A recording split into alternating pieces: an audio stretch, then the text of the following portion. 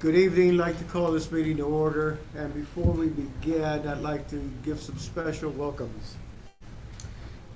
Past Superintendent Dr. Lloyd Verstuff, I saw you walk in.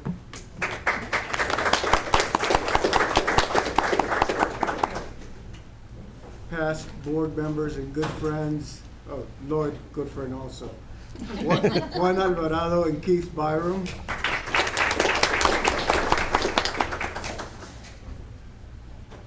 Very special friend and is this on a speaker anywhere? It's on No. speaker. Or do I have to raise my voice? I'm working on it. New meeting place, so Yeah, we're we're working. gonna adjust the volume here, right, Roger? Yes, sir. And also want to say a very special welcome to a good friend and a wife of a very close board member of mine and several of us up here. Linda, welcome to our meeting today. And someone who led one of our growth and planning committee for many years and did a lot of work for this district. Close friend also, UMAC. Welcome.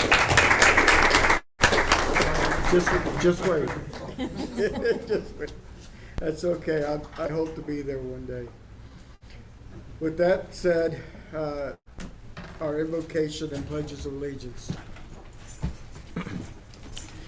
Right, please stand. Lord, you called us to move together, avoid the world's distractions, and serve those around us. Bless this meeting with your love and guidance. Help us to be open-minded and to listen to others with respect. We are grateful for the opportunity to come together as a group of people who share a common goal. Grant us the grace we need to work together, trusting in your strength and power. Please send your love and protection to those who are in attendance for this meeting. Bless the hearts and minds of our leadership and grant them the wisdom to make good decisions. In your name we pray, amen. I pledge allegiance to the flag of the United States of America and to the republic for which it stands, one nation, under God, indivisible, with liberty and justice for all. Honor the Texas flag. I pledge allegiance to the Texas, one state, under God, one and indivisible. Thank you, Roger. Thank you. And I'd also like to give a welcome to everyone here. This is our new meeting room. It'll be our board room for the next, 14 months? I'd say for the next 14. As you can see, our old building is down. And the reason the new construction hasn't happened is permit holdup, of course, right? So if anybody has any contacts with Bexar County permits, give them a phone call for us. But with that said, I'd like to go on now to recognitions. Yes, sir. At this time, we don't have any recognitions. Correct. Okay. Brad, did you have anybody that signed up? We do. So I'm going to read Southwest ISD Public Hearing Rules of Engagement. When addressing the audience during the public forum, speakers' commentary must adhere to the following. Everyone must model courtesy and respect. Speakers shall not employ profane or threatening language, nor shall they engage in any personal attacks. The public has the right to make critical and harsh remarks. However, the expectation is that the message delivered by the speaker is done so in a constructive manner with a collaborative purpose. Speakers are expected to respect both the decorum of the public meeting and authority of the board. Please request that derogatory or inflammatory statements and personal attacks on individuals be avoided. Caution should be exercised in publicly attacking specific individuals. In accordance with Board Policy BED Local, the board shall not deliberate or respond to any subject that is not included on the agenda posted with notice of the meeting. Speakers who have signed up to speak on a specific agenda item must focus their comments on the posted agenda item. We have Dr. Keith Byram and Sherry Byram, persons who signed up to speak in general public comments this evening. If y'all would come up to the podium.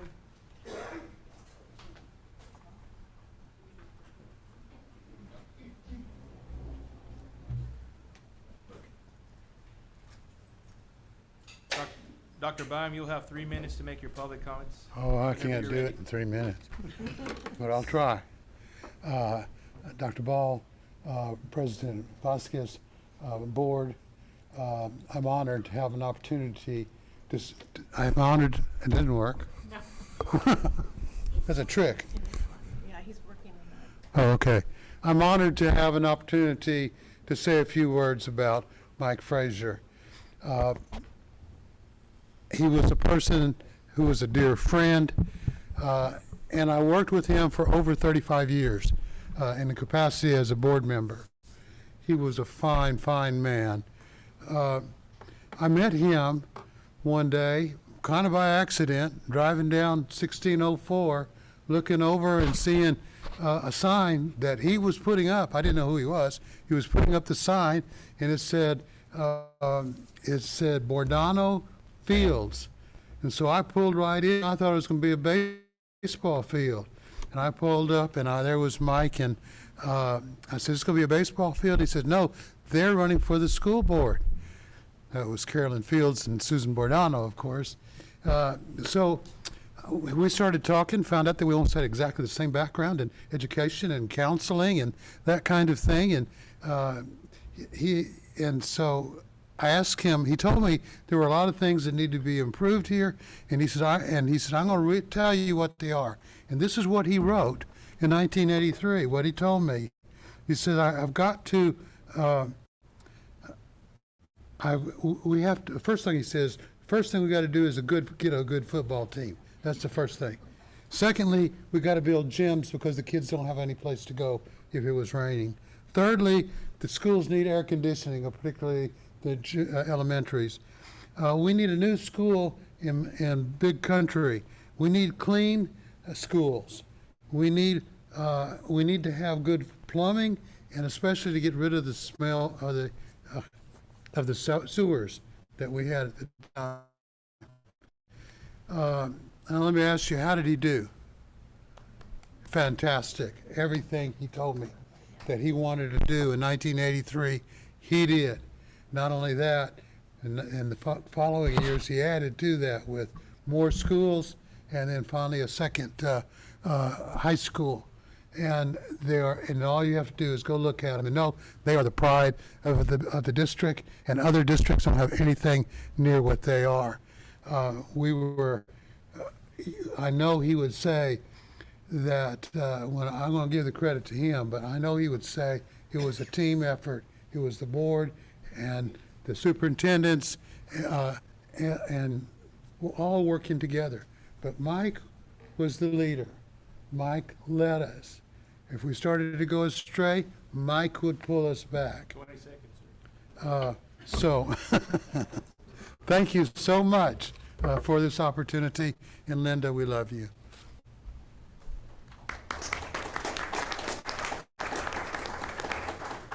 Our next speaker, Melinda Rodriguez, you would come on up.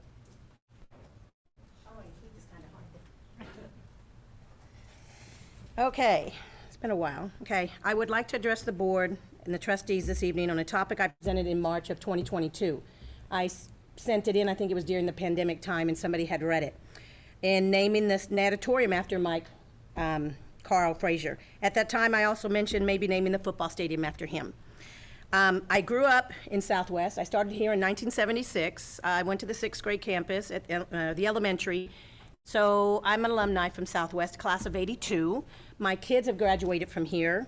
I retired from here in 2019 from Southwest. So 27 out of my 31 years was here at Southwest. I met Mike Frazier in 1980. His son Mike is one of my classmates, and so we used to sit there and tell Mike, "Hey, tell your dad to change this, tell your dad to do this," when he became a board member, and he was like, "Okay, yeah, sure." And so we used to goof around with Mike. Very productive. I used to talk to Mike. Also, when I graduated, I started working at Elm Creek, and he was a grandparent with his grandson, Justin. And we would talk about different things, Southwest, how it was, and what was going on. And then I remember mentioning retirement. He goes, "You're too young to retire." And I was like, "Well, I just want to know what it is. What's it like one day when it gets there?" And he used to talk to me as a coach, because he was a coach in Harlandale, and he used to talk about how he coached baseball. And he would tell me, one thing about coaching is that you put in a lot of hours, so make sure when you're a coach that your family comes first. And Southwest is one of my big families. And I loved when he gave me the quote. He gave me a quote, something like, "Family comes first, family before yourself." And I was like, wow. And he goes, you need to make sure that you touch base with that, but also make sure that when you're working someplace, and I said, I love Southwest. I graduated from here. So I worked at the high school, I worked at the middle school, and I worked at the elementary. Some words I'd like to say is that he has been a go-getter for Southwest. He's part of this family. We should keep his legend alive, and naming something after him just keeps him going. He's put a lot into Southwest, 40 years, president, 9 terms. I mean, he is just such a good, strong person. I know in the press box, I'm watching that go up, and I know it has other features, I guess, like little rooms, naming people that have been in the alumni as well. You know, not only Mike Frazier there, but just people that have given out to Southwest. So I just want to say thank you for giving me the opportunity to speak to you, and just Mike Frazier is just a wonderful person. His wife was my PE teacher in 6th grade.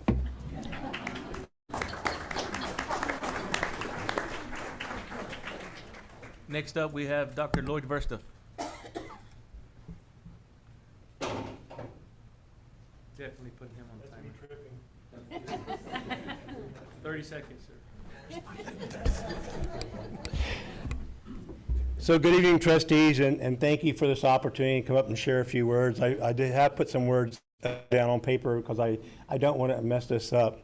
So I understand and I appreciate everything that you all do. You do a thankless job many times, but you do a great job. And I want you to hear that from a community member now. My wife said I should lead off with this, and so I'm going to take her advice. I can't believe I'm in a board meeting in July and during the summer, but I'm in a board meeting in July during the summer.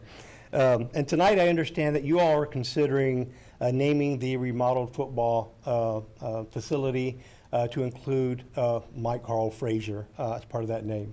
I'm going to tell you, I feel this way about all board members, but I'm going to tell you, Mike was something special with his service heart that he led with, serving for over 4 decades here at Southwest ISD, 36 of those years as president.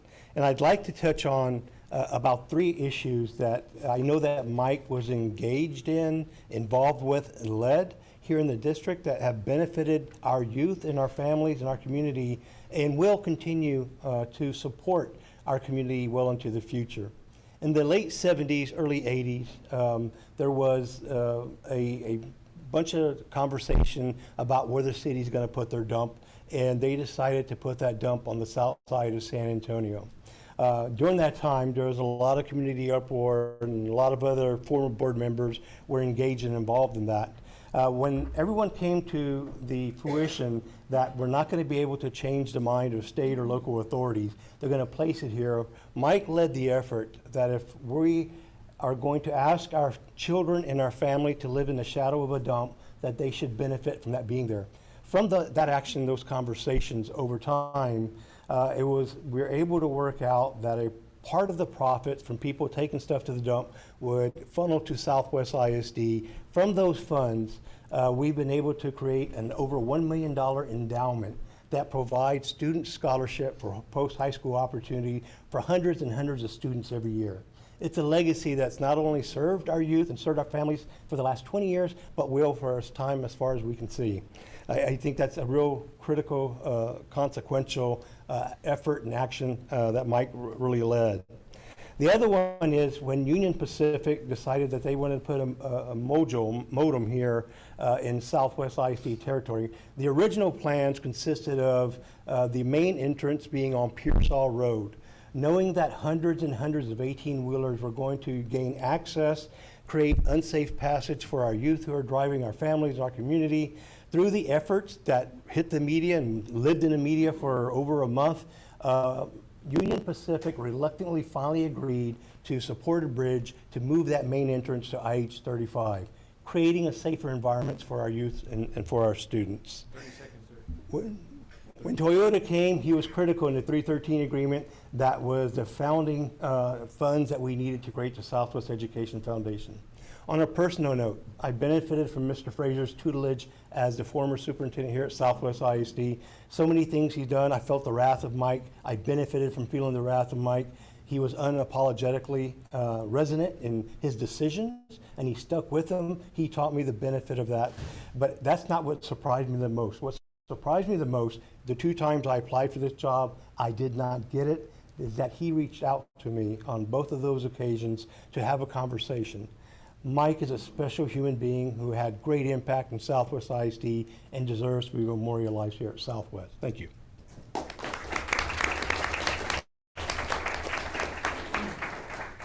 Mr. Board President, members, I am asking for permission to take an agenda item out of order. If you would allow us to move to the business and finance, specifically letter A. Board members, unless anyone opposes, we will go to item 8A. Board members, in working with our subcommittee and also following board policy CW local, we would like to recommend that the board approve to name the stadium Dragon Stadium and dedicate and honor Mr. Mike Frazier by naming the field Frazier Field.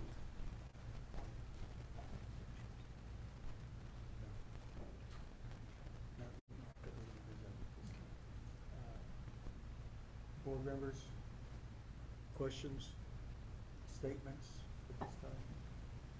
I'll take a moment of personal privilege. I first got on this board in 2000. Wow. And Mr. Alvarado, Mr. Frazier, Keith Byram, my mentors. Frazier and I sat next to each other for a few years. Me as vice president, him as president. I met Mike before I met Mike. I was a volunteer coach for CYO, one of the Northside gyms, and all over that gym was banners of championships that school had won, and the coach, Mike Frazier. So one of the first things I said to Mike was Mike, is that you, the guy that coached over at Dorothy? He goes, yeah, that's me. And I said, wow. And of course, through the years, I learned about his baseball playing, and we got to be good friends. We didn't always see eye to eye, and that's what I loved about Mike, is when he didn't agree with something, he'd let you know. But he was also open to you when you didn't agree with something. And we would have our conversations, and like board members that I just mentioned, Mike was always children first.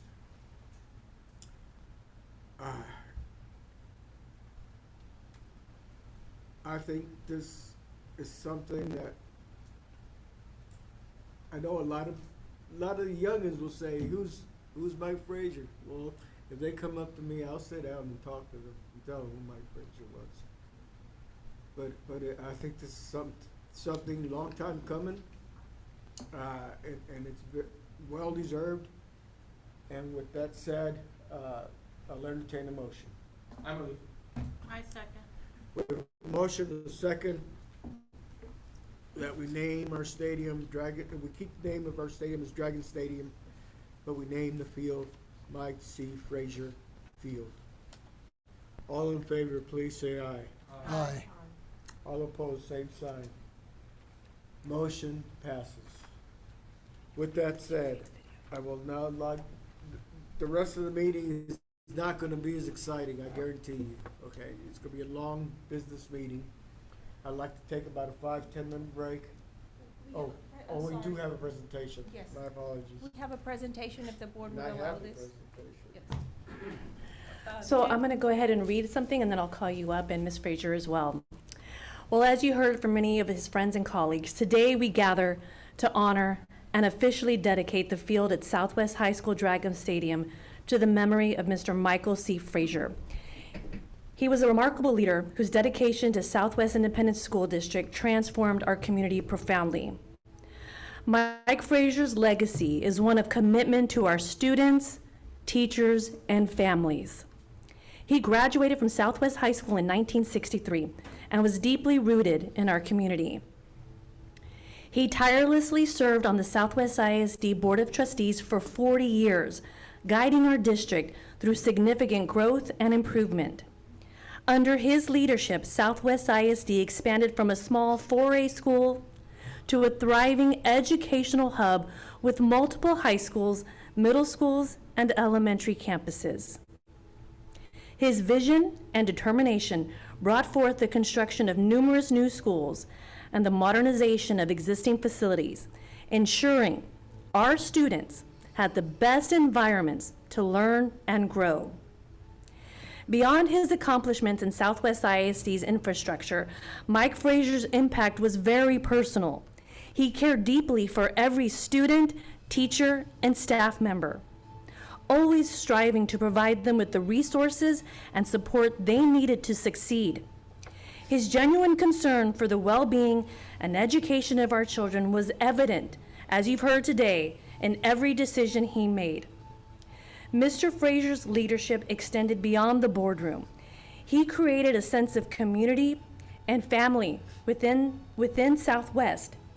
His collaboration with community and district leaders serves as a prime example of his ability to bring people together for a common purpose, whether it was improving school security, enhancing academic standards, or advocating for the arts.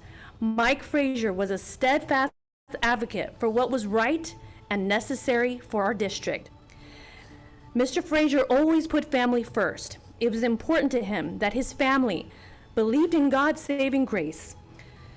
Through their belief in Jesus, his love, teachings, and influence are evident and live in his adult children, their spouses, grandkids, and many whose lives he touched throughout the years.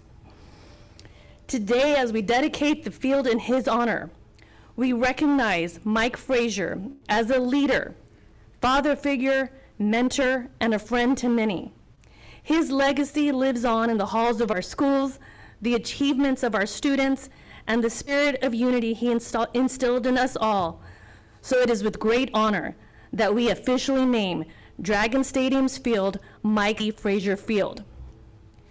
May it stand as a tribute to Mike Frazier's enduring legacy and profound impact on the Southwest Independent School District. His dedication, honesty, and commitment to our community will continue to inspire generations to come. At this time, I'd like our board president, Mr. Vasquez, to please come forward. Mrs. Linda Frazier, would you please come forward?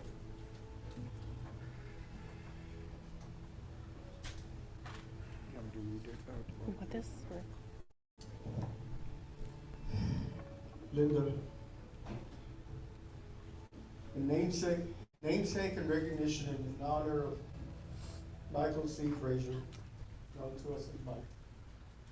In grateful recognition of Mr. Frazier's lifelong commitment to Southwest ISD and community. His unfaltering dedication and countless contributions are deeply appreciated. In honor of his remarkable service, Southwest ISD proudly names Southwest High School Stadium football field Mike C. Frazier Field.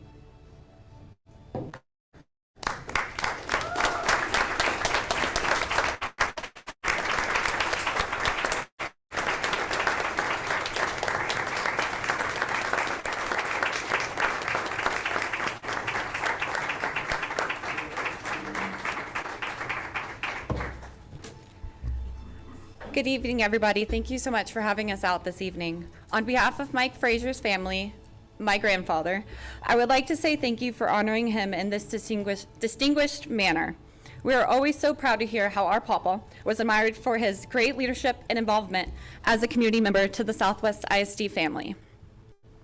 We love how his legacy is living on through not only our family, but the Southwest ISD community as well.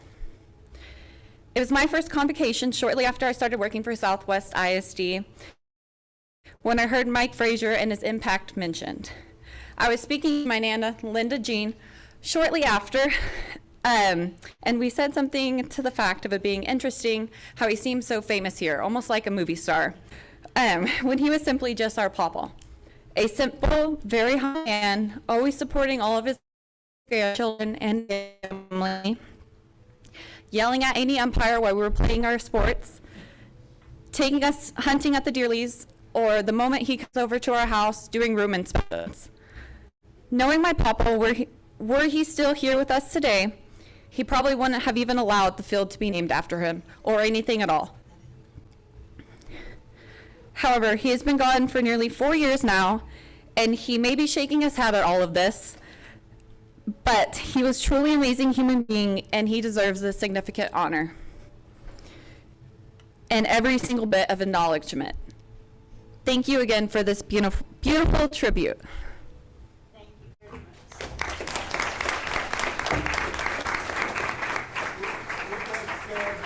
Let's take about a 10-minute break, okay? Those are the distinguished citizens meeting, please stay.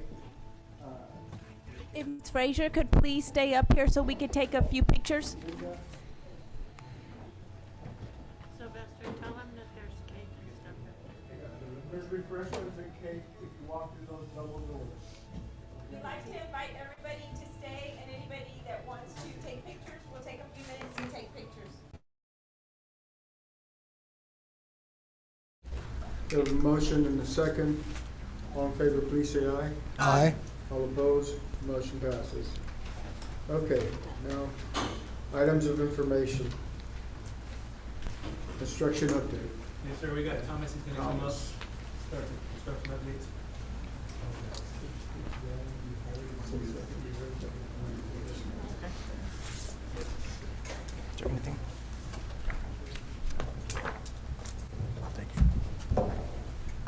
Drop everything. Good evening. So for tonight on the construction report, we have 3 that I'm going to report on, and then we also have 2 schematic design presentations that we have the architect firms here to do. Like we've done in the past, we'll probably go through that schematic design presentation now. There'll be an action item for it later tonight under the business and finance.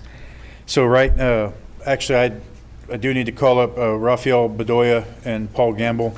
They are here to do a quick presentation on the the Dragon Stadium press box here, and they've got the exciting hot job, so.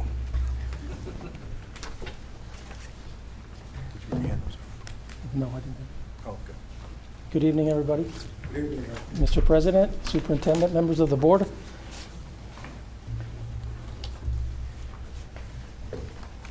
We're going to give you a quick drone video that was done this morning.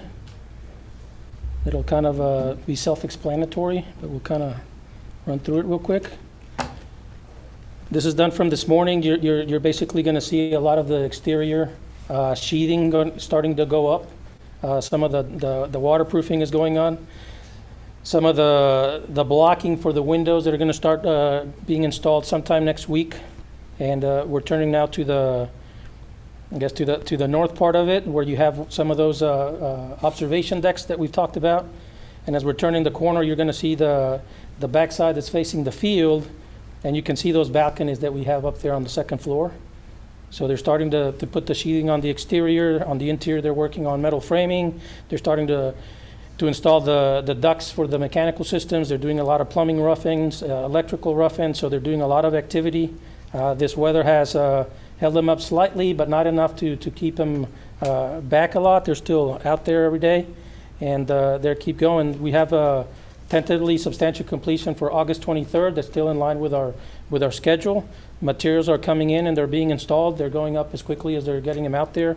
We still feel comfortable that we are meeting the dates that we've set out, and we still haven't used any of the contingency, so that's still available for us to either do something with it or return it back to the district. So everything's been going well so far. We've taken a little bit extra of the parking that's out there that's being used for bands, so they've been moved a little bit further so materials can come in and contractors out there, because there's a lot of trades that are active out there, but everything's going well. Anything that you want to add, Paul? I'm honored to be a part of it.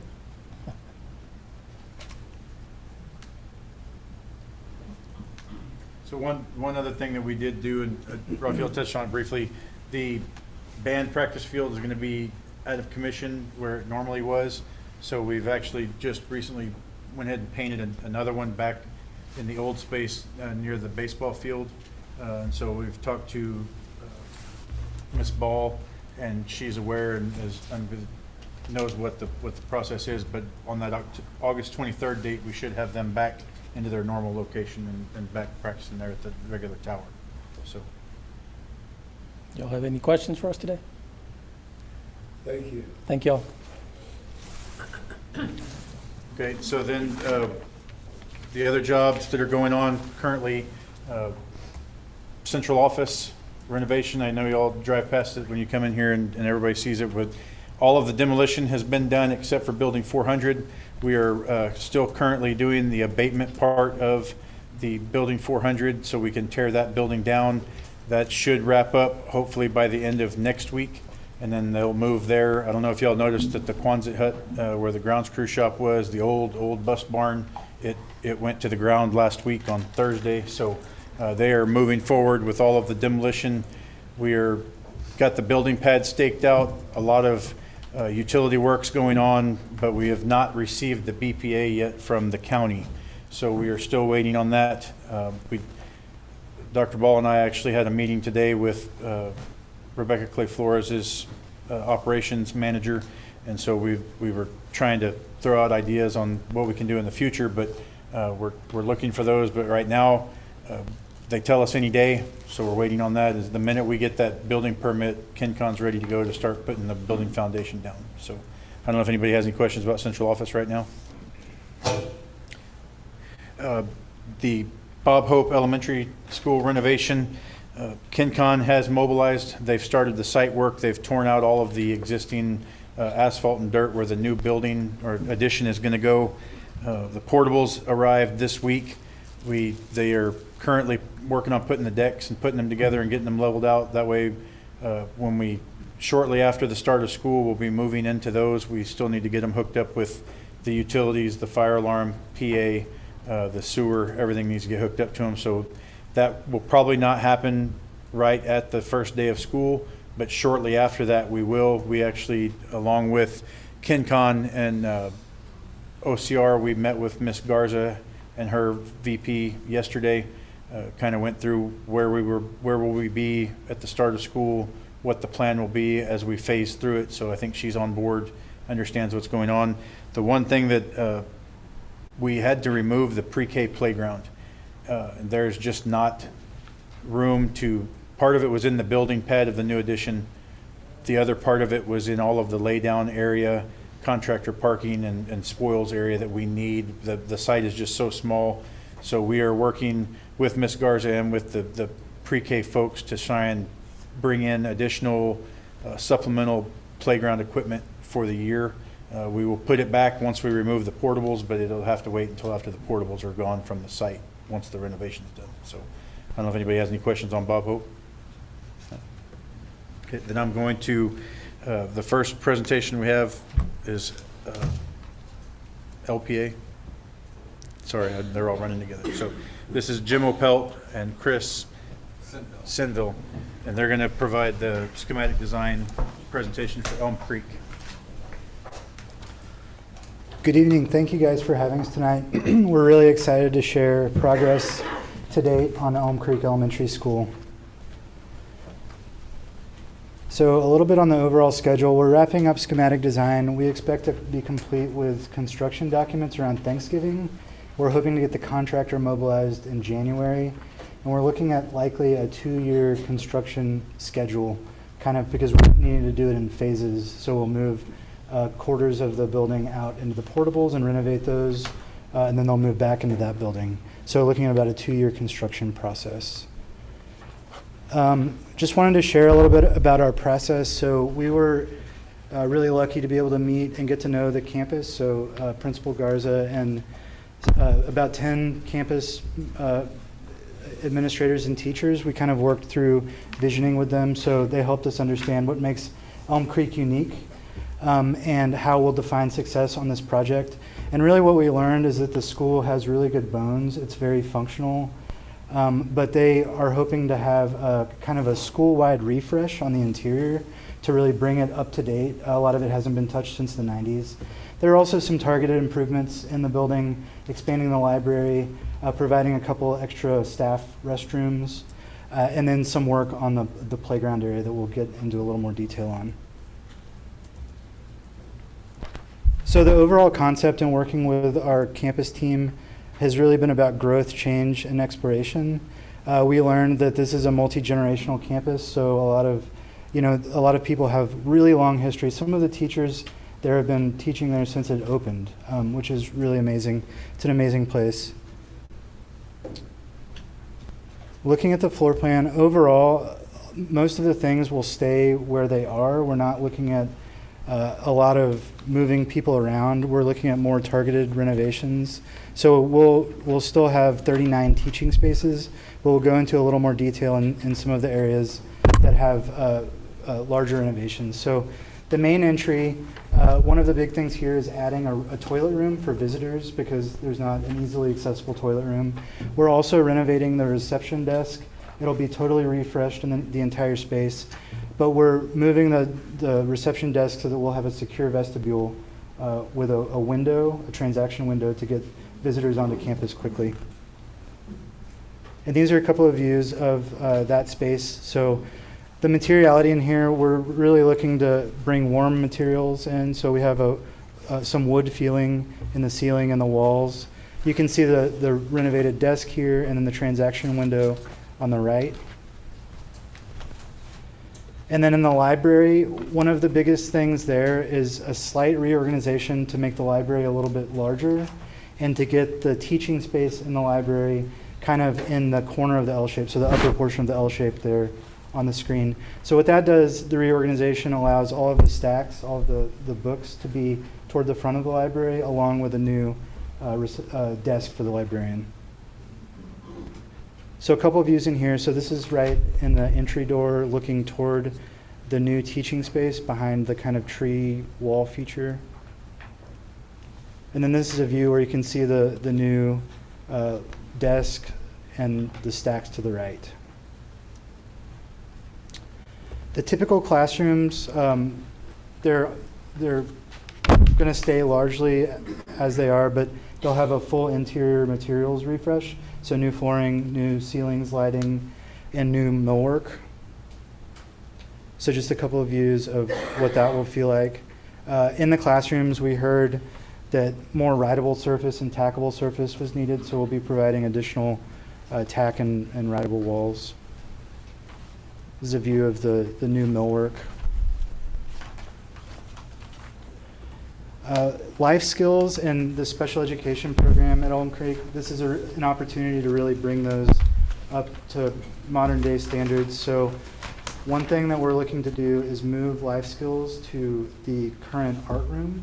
In doing that, we're able to provide a larger space, which is really a need for kids in life skills. So this is a floor plan showing that. They'll have a dedicated toilet room with a changing table in the toilet room there. We're also looking at integrating a sensory area into a corner of the life skills room. And with the move of life skills, the space where it is now, we're able to renovate to provide a larger ECSE room. We're also able to take some of that space and dedicate that to some specialists. So we're providing 5 new offices. The specialists now are largely in the portables, so we'll be able to bring them into campus where they can be most effective. The cafeteria footprint and stage is really, it's set up really well. We just are looking to update it a little bit, so we'll be replacing the ceilings and the flooring, and we're looking to add a couple of windows in this space. So the existing space has a really large ceiling feature that feels a little bit dated now. It's from the 90s, so we're looking to open that up to bring in new lighting, new acoustical treatment, and really provide an updated feel to the space. This is a view where you can see one of the new windows on the right side. And turn over to Chris.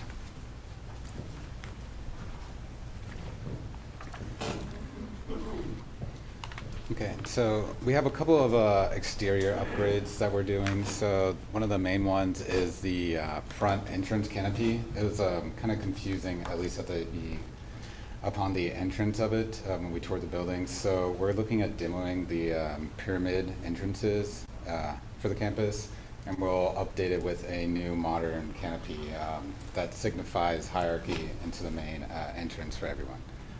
And we're also going to be replacing the bus drop-off along the east side of the campus and the rear canopy that's near the cafeteria and gym. And along with that, we also, through our findings with the teachers group, we discuss trying to improve ways for the queuing in the front of the parking lot, which we just heard it was difficult to get out of the school when it's student pickup time. So we'll be working with the district more on some ideas to try and alleviate the parking. But we were proposing connecting the two drives and possibly adding some sliding security gates. And these are just a couple of images for our proposed canopy.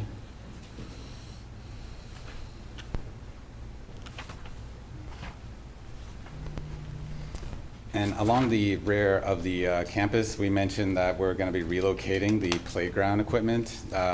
Currently, right now, you have to cross the street to get to it. And so we want to relocate it to the south portion in this plan right now in a later phase of construction. And along with that, we're looking to make some landscape upgrades and hardscape upgrades as well. So proposing a new basketball court and some other paving for the students. And so this is just an enlarged plan indicating we can add hopscotch courts, foursquare, bicycle rodeo. And along with that, we are going to ensure that we have shading for the renovated and relocated playground.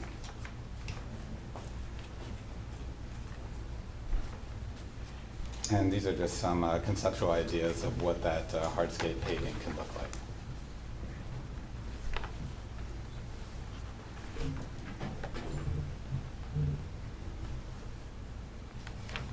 Questions for the OPA?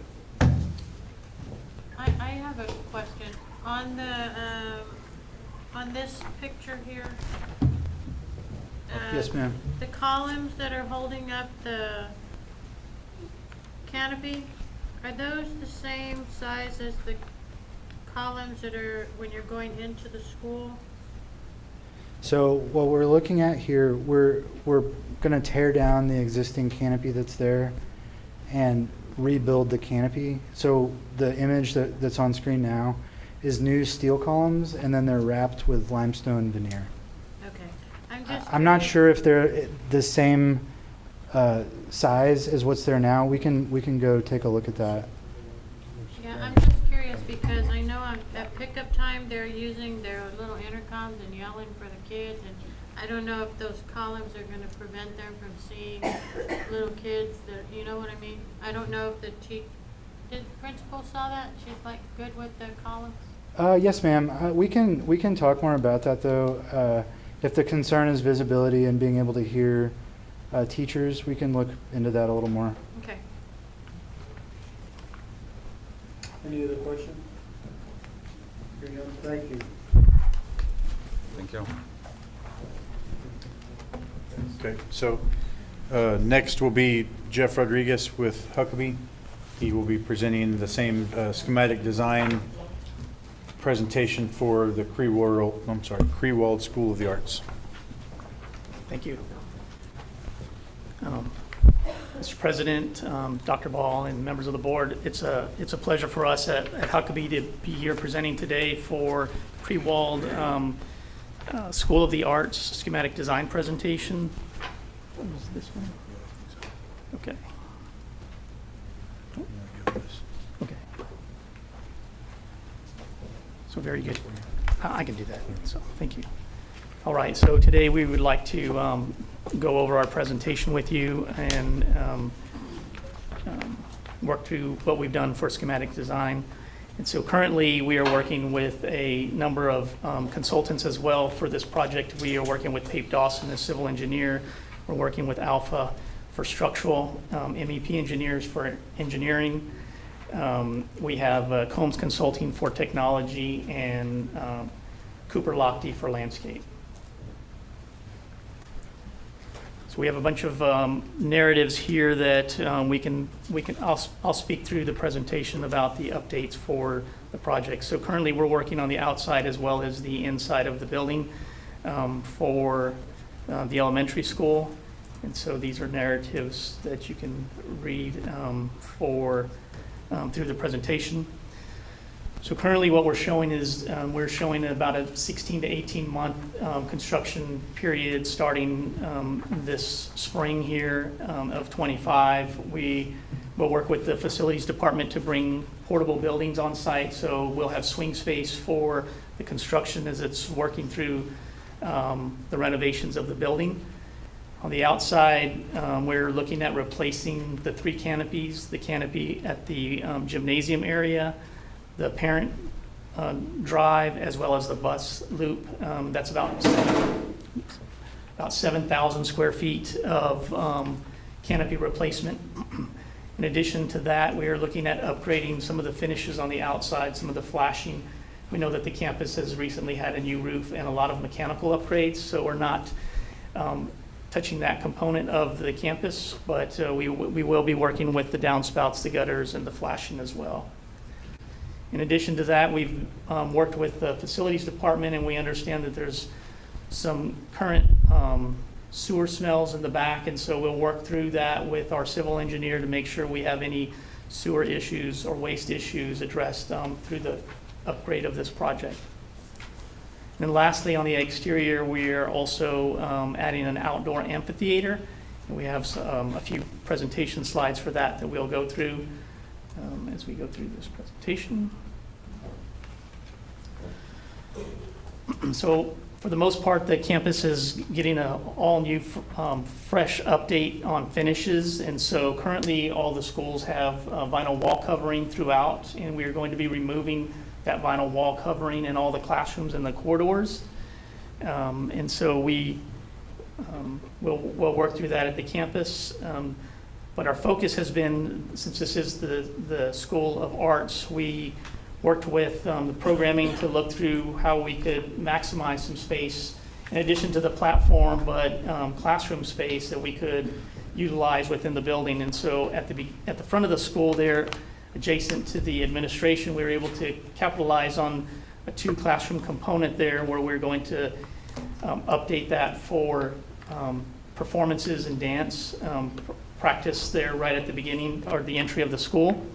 In addition to that, in working with facilities, we understand that there are a number of deficient on a number of faculty restrooms. So we are adding 2 faculty restrooms, one adjacent to the admin, and then the second faculty restroom will be added down by the arts, or by the science, area there by the gang restrooms there.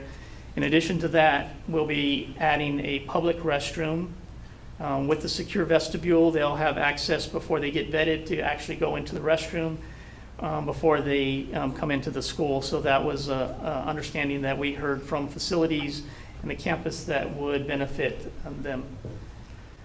In the administration area, we are going to look at upgrading the millwork and finishes in the admin area, as well as we are looking at upgrades in the library as well, replacing the circulation desk in there. Adjacent to the library, we're also asked to look at spaces for collaboration, and so there's a classroom area that we're looking at that they'll have breakout spaces where they could go in and collaborate. Much like a classroom, it'll be an area flexible enough for classes to use during the day. And lastly, the other modifications that we're making here are for the ECSE, which is the Early Childhood Special Education. We're upgrading that room and changing the configuration to a little bit larger than a typical classroom, that they'll have manipulatives in there that they will be able to store and get a better use of that space for this campus. As I mentioned, we're going through and removing all the vinyl wall covering, but in addition to that, we're going to look at upgrading all of the restrooms in the entire facility. Currently, you have single-use restrooms in the pre-KK area, and those currently are undersized for ADA sizing, and so we'll go in and we'll renovate those to make sure that they're adequate for ADA.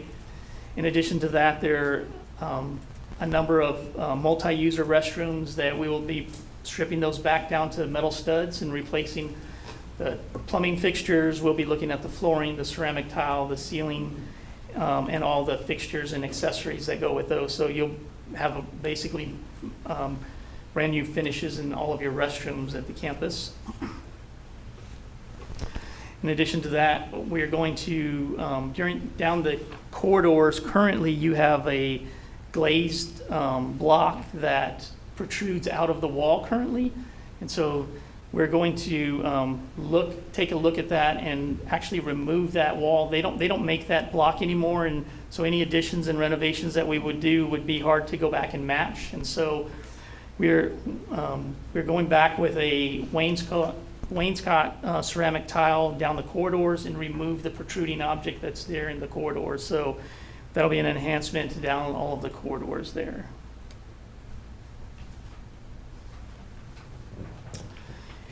In the, on page 5, you'll see some examples of some interior elevations. The existing, on the second row, you'll see some of the existing tile there of that protruding glazed block there. And then we also show, adjacent to that on the right, we show some inspiration images of what it could look like. We haven't determined colors yet or finishes for that area, but we'll be working with facilities and with the campus to get better input to understand the direction from both facilities and the campus. As I mentioned earlier, the millwork is all going to be replaced, and so currently you have a plastic laminate on there, and so some of those on the laminate, it dates it when it starts to get damaged, and there's not a really good replacement for that. And so what we're proposing is we go in with a wood finish millwork and replace all of the millwork throughout the campus as well. So those couple images that you see down in the lower right-hand corner is just an example of the millwork finish, and then a solid surface that we would propose in the wet areas. Moving back to the outside here, we're showing a simple perspective on what we would imagine currently of replacing the 7,000 square foot of canopy there with a more low maintenance materials there. And so we're showing an example of where we would, well, we were showing an example of where we would show the hierarchy of the main entrance of the campus and look at replacing all of those canopies there. Next, we'll move back to the amphitheater. This currently, I think at the building committee, there was a question about the seating there, and so we've calculated that we're showing about 80 seats for this canopy, or for this amphitheater, with a little raised area for performance or outdoor exploration there, where kids could go up there and either do a performance or just show and tell, or different things that they could use for curriculum. The other thing that we heard from the committee meeting was that they'd like to increase the size of the canopy as well. And so initially we had it just over the stage area, but we think that we can work through that and maybe expand it so that the audience members will be able to be under shade as well during the fall time and when the sun is pretty bright out there. Back to the schedule. So we are wrapping up schematic design. Next, we'll move into design development phase, and we've got about 8 weeks to work through that. And then we'll start our construction documents through November, December, and then expect to go out for bid at the beginning of the year. And so currently, we expect about a 16 to 18 month construction timeline for this work.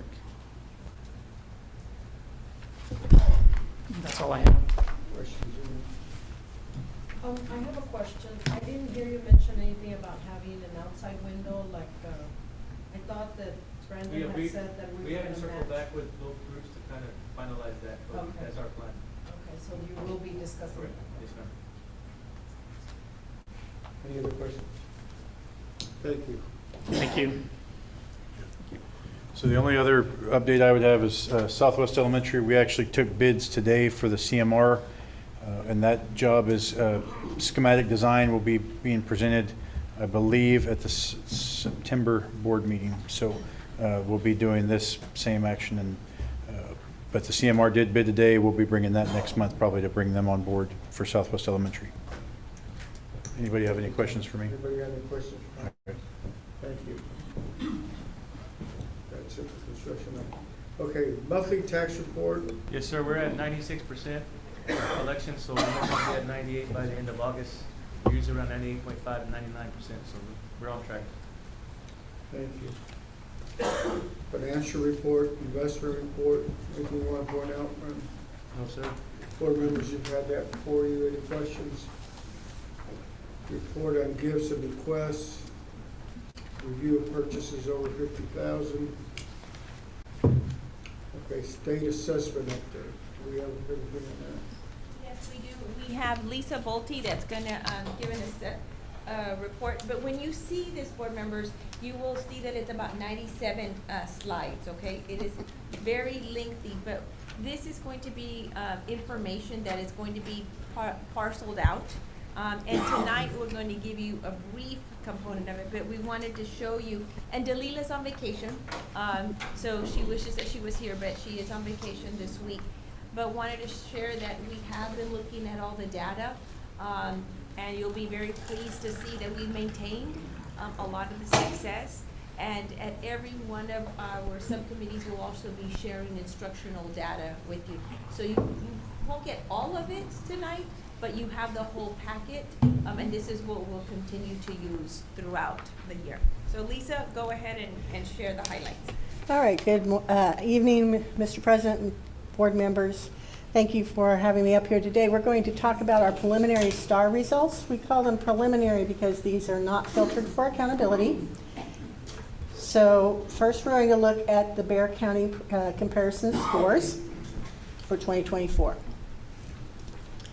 So we're looking at the large Bexar County comprehensive districts, and you can see for third grade math, we are in the top 5. When we look at fourth grade math, we are again in the top 5. When we look at fifth grade math, we are again in the top 5.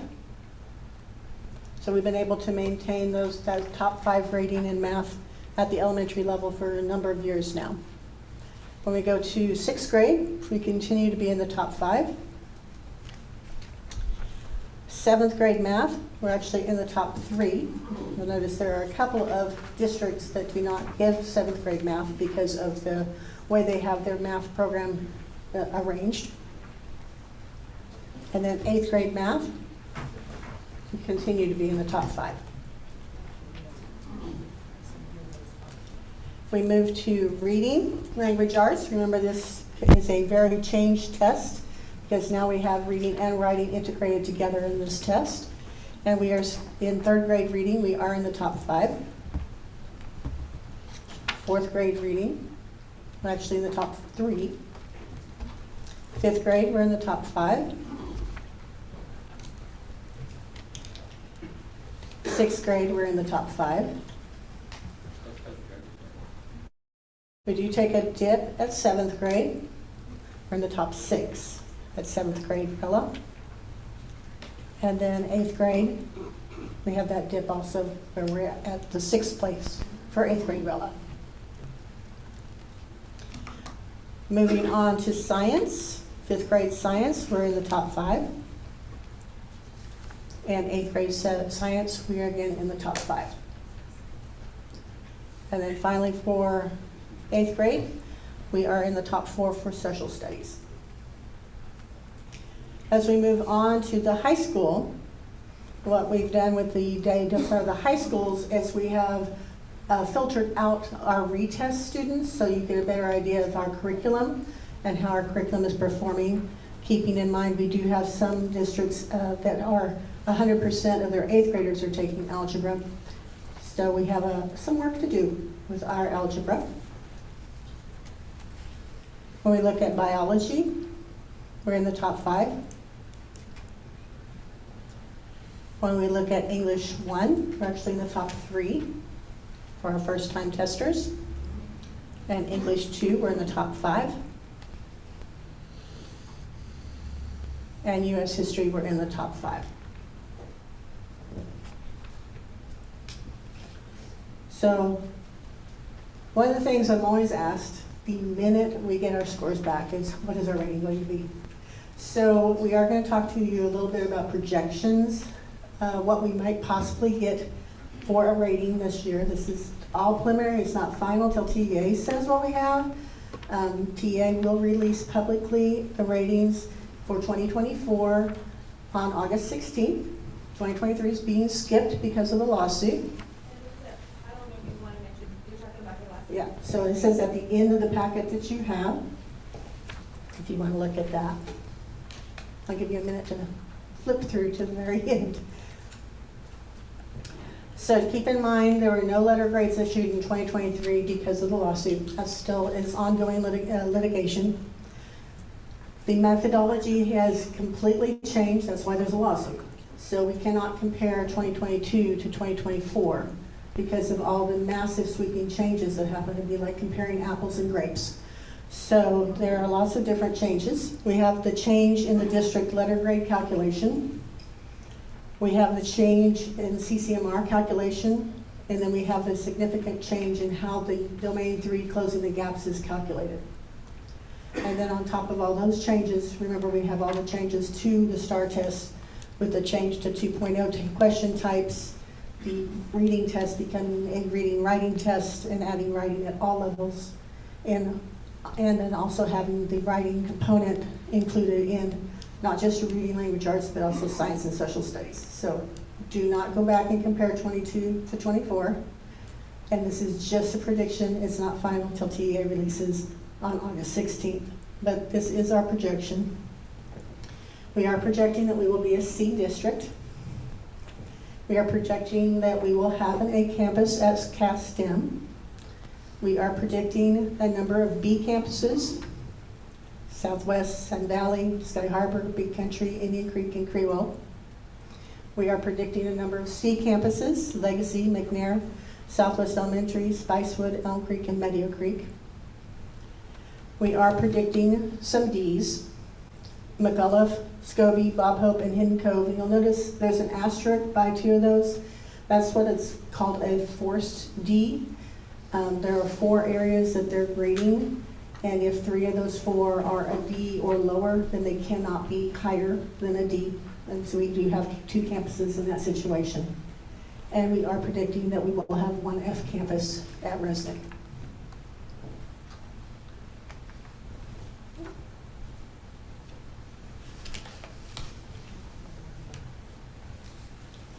So, any questions? Questions? Thank you.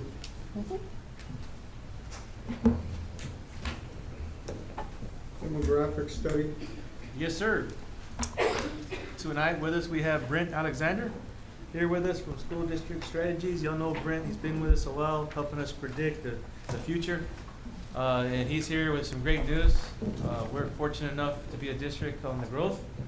And, you know, we use his numbers to really push our bond and go out and tell the public there were some needs for some campuses. And he's here today to kind of show how that's coming to fruition. And so, Brent, I'm going to turn it over to you and let you get started. All right. Thank you, Mr. Chris, President Vasquez, trustees, Dr. Ball. Good to see everybody again. I have our annual demographics update to share with you all. Let's quickly look at some of the big picture historical numbers.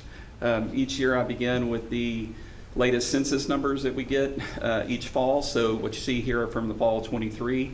Basically, the district, the total resident population is just under 73,000 with 21,000, roughly 21,000 total households today. So those numbers are up 8% from the 2020 census, but generally the annual growth rate for the overall population in households is in that 2 to 3% range. Here are the annual snapshot numbers. So remember, these are the end of October numbers for the district. So this year, as Mr. Cripps said, exciting that the number for district's enrollment did surpass the 14,000 mark for the first time. And climbed to a record 14,202. This matches our high scenario growth from last year. We were 14,190, so I always like to see that. But it did grow just a little bit faster, and I'll show you here in a minute why. But You can see that that number is now at a record high. When you compare the district's total enrollment to the 32 districts that make up the greater San Antonio area, ISD is still the 7th largest in terms of total enrollment. Now, when you look at the year-over-year growth numbers, you can see the chart on the upper right. You can see that dip during the pandemic and how the district has recovered over these last few years. But note the back-to-back years of 3.5% growth, net growth from 470, 455 each of the last 2 years. So again, seeing the district begin to move to that quicker pace is exciting, and it's related to the housing market, and I'll cover that in more detail coming up. But when you compare what the district is experiencing in terms of growth to the other districts in the region, what you see here is a comparison of 3-year percentage growth. So Southwest ranks 15th when you compare by percentage growth, but when you look at the numbers numerically, the Southwest ISD has seen the 5th most overall net growth over the last 3 years. Now, when you keep this chart in mind when we look at the growth projected at the end, right now the district is ranked 5th, but as you'll see, could move into the top 3 over the next few years. The next few slides cover enrollment history for each attendance level as well as grade level. What's really interesting to see is that during the period of decline, in that 2015 to 2019, right before the pandemic, we started to see those elementary numbers decline. But the great news for you all is that you see that turnaround there in the elementary numbers. What's great to see is when you look at the slide with the, if you look at slide 9 for the grade level numbers, you can see how that growth wave that's still highlighted there in green, those kids have aged up and through and are now producing record high school enrollment. The district had a record class sizes in 9th grade as well as, did I turn off there and back, 11th grade. But I do have the blue arrows showing that decline that we talked about that for the last few years, that the district was experiencing those losses. But what's really great to see, since 2021, all of the totals from pre-K all the way up to 6th grade, you can see that growth pattern for each grade. That's not something that we're seeing in most districts. Most districts are seeing the numbers in K through 2 actually go down or be flat, and you all are seeing good, strong growth. You're seeing your numbers turn around. Look at kindergarten back up to near 900 this past year. At 1st grade, all the way down to 850, but now back to 972. A great rebound there, and then as well in the other grades in the elementary level.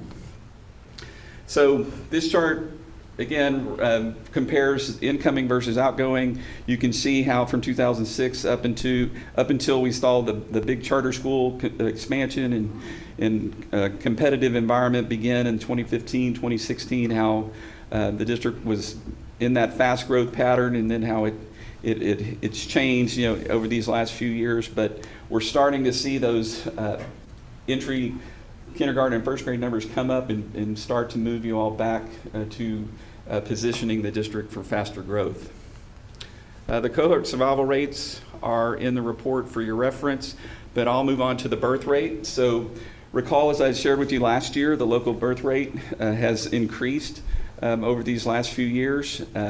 Now, I say that the last few years, the data that we have is through 2020. So the state has continued to not release anything since that time, but the pattern is climbing, and you can see how 836 in 2018, 882, the peak in 2019. So basically what we're expecting is kindergarten to surpass 900 this fall, and then 25 as well. I thought this chart was really interesting. This is the student mobility. This is our comparison of student IDs that were present the previous year in K through 11. Did they move up to 1st through 12th the following year. So we started this about 7 years ago, so you can see the history. The leavers highlighted in blue, we've typically seen about 1,700 students fall into that category. But look, in same thing for newcomers, but look at the number 2177 total newcomers from 23 into 2024 or 23-24 school year. And so that number, that's the highest that we've seen in the district over the last 7 years. So that's really a positive sign. When you look at it from a grade level, or excuse me, attendance level perspective, you can see elementary in the blue and the white bars, but for many years, from 2017 through 2021, there were more leaving elementary kids than coming into the district. And then these last 2 years, and then especially this year, we've seen new elementary kids come into the district at a much higher rate than what we have seen over the last several years. And also that high school number has grown as well. So these are some of the indicators of how the growth is beginning to speed up. The geocoding, each spring we geocode math students that are enrolled in the district. One of the key things to take away here is that by 2022, the percentage of enrolled students that lived within the district boundary had dropped to 92%, after being as high as 97 back in 2018.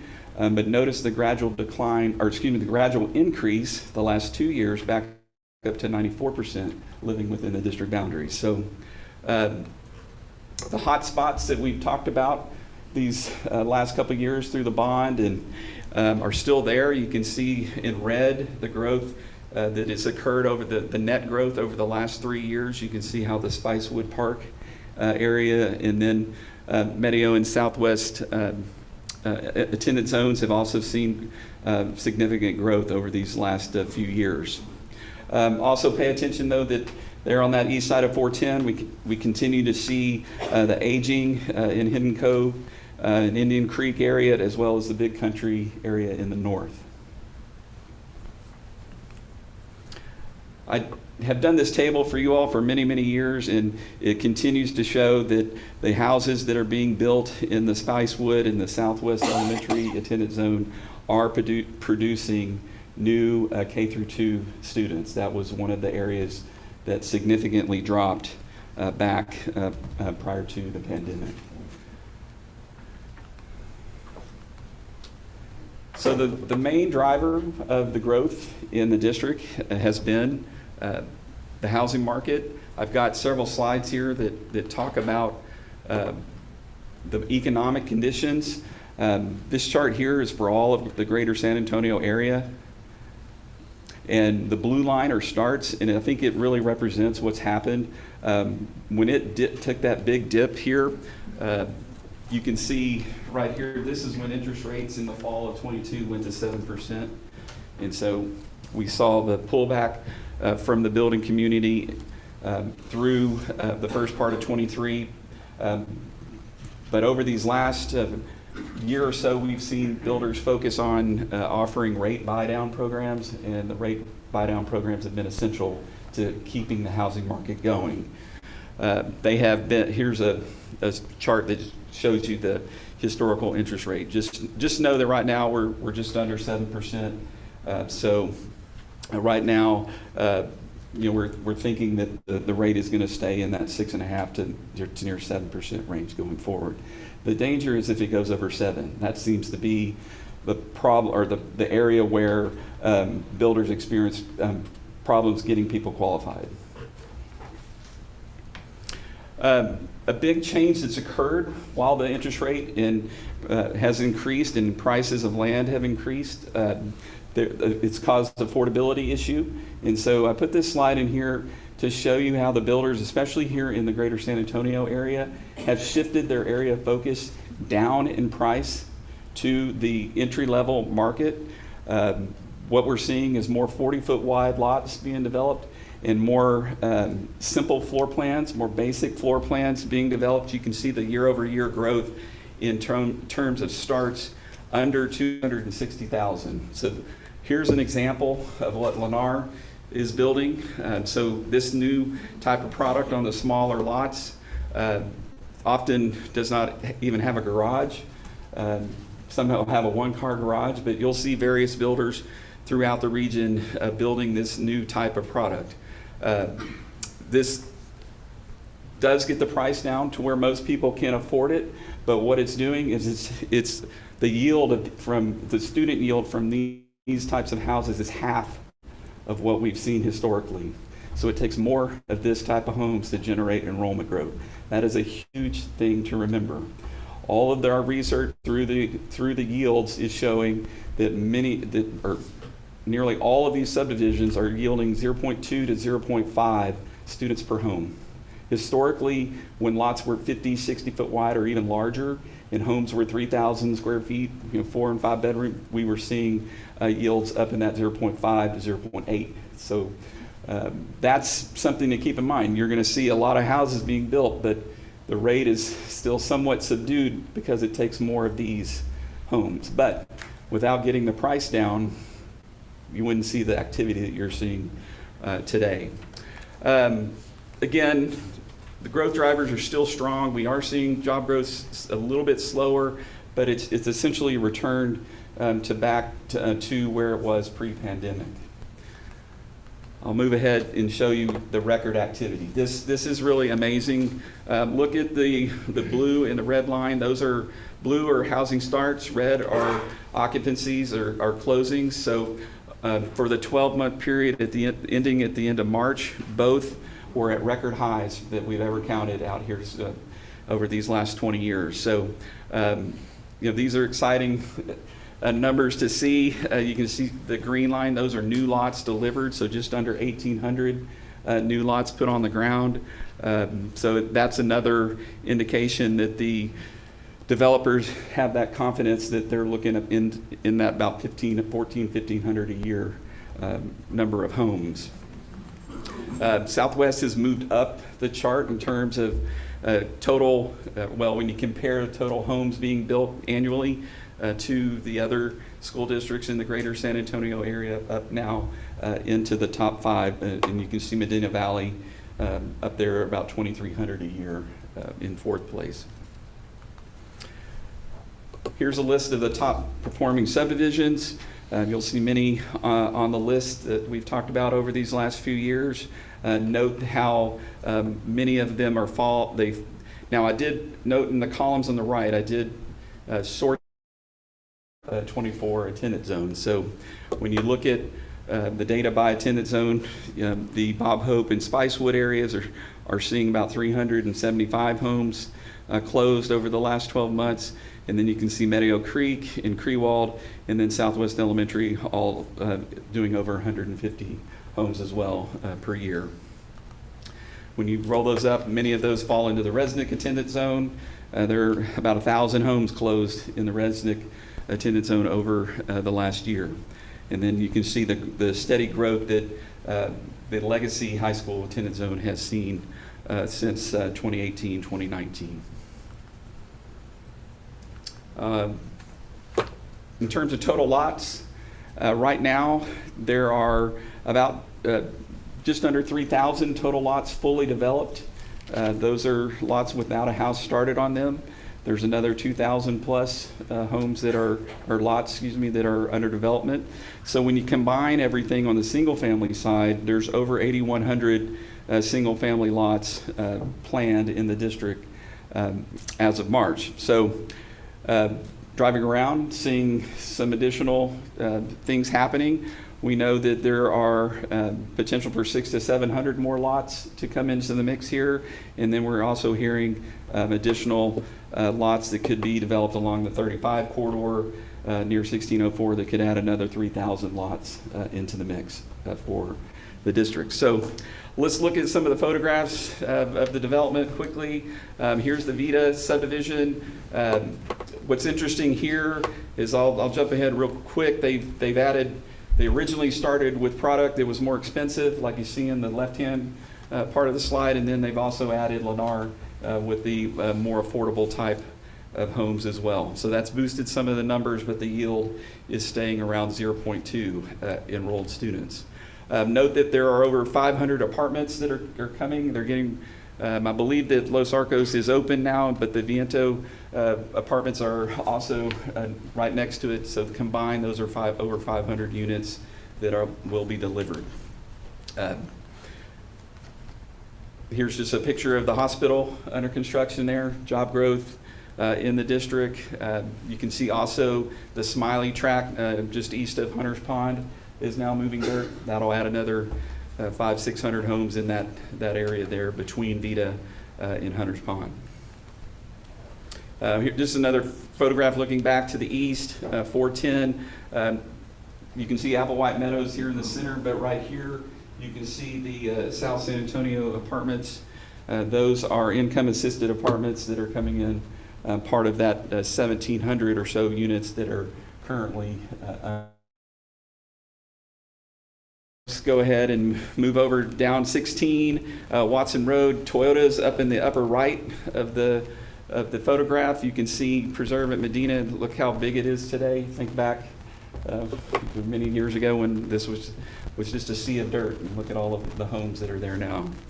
So D.R. Horton and LGI continue to build many homes. Now this Rancho Carlota, this subdivision right here just keeps adding lots, but it's yielding 0.7 students per home. So again, income assisted, I believe Habitat for Humanity here is giving you a good yield in this particular area.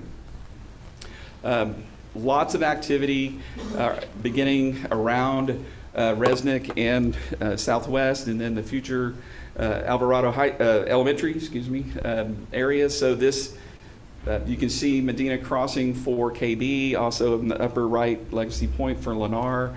But this track right here that we've, this is going to be Roush Coleman homes here coming in. And so we're also watching the tracks that are adjacent to, we continue to hear that developers are looking for those owners to sell that piece of land.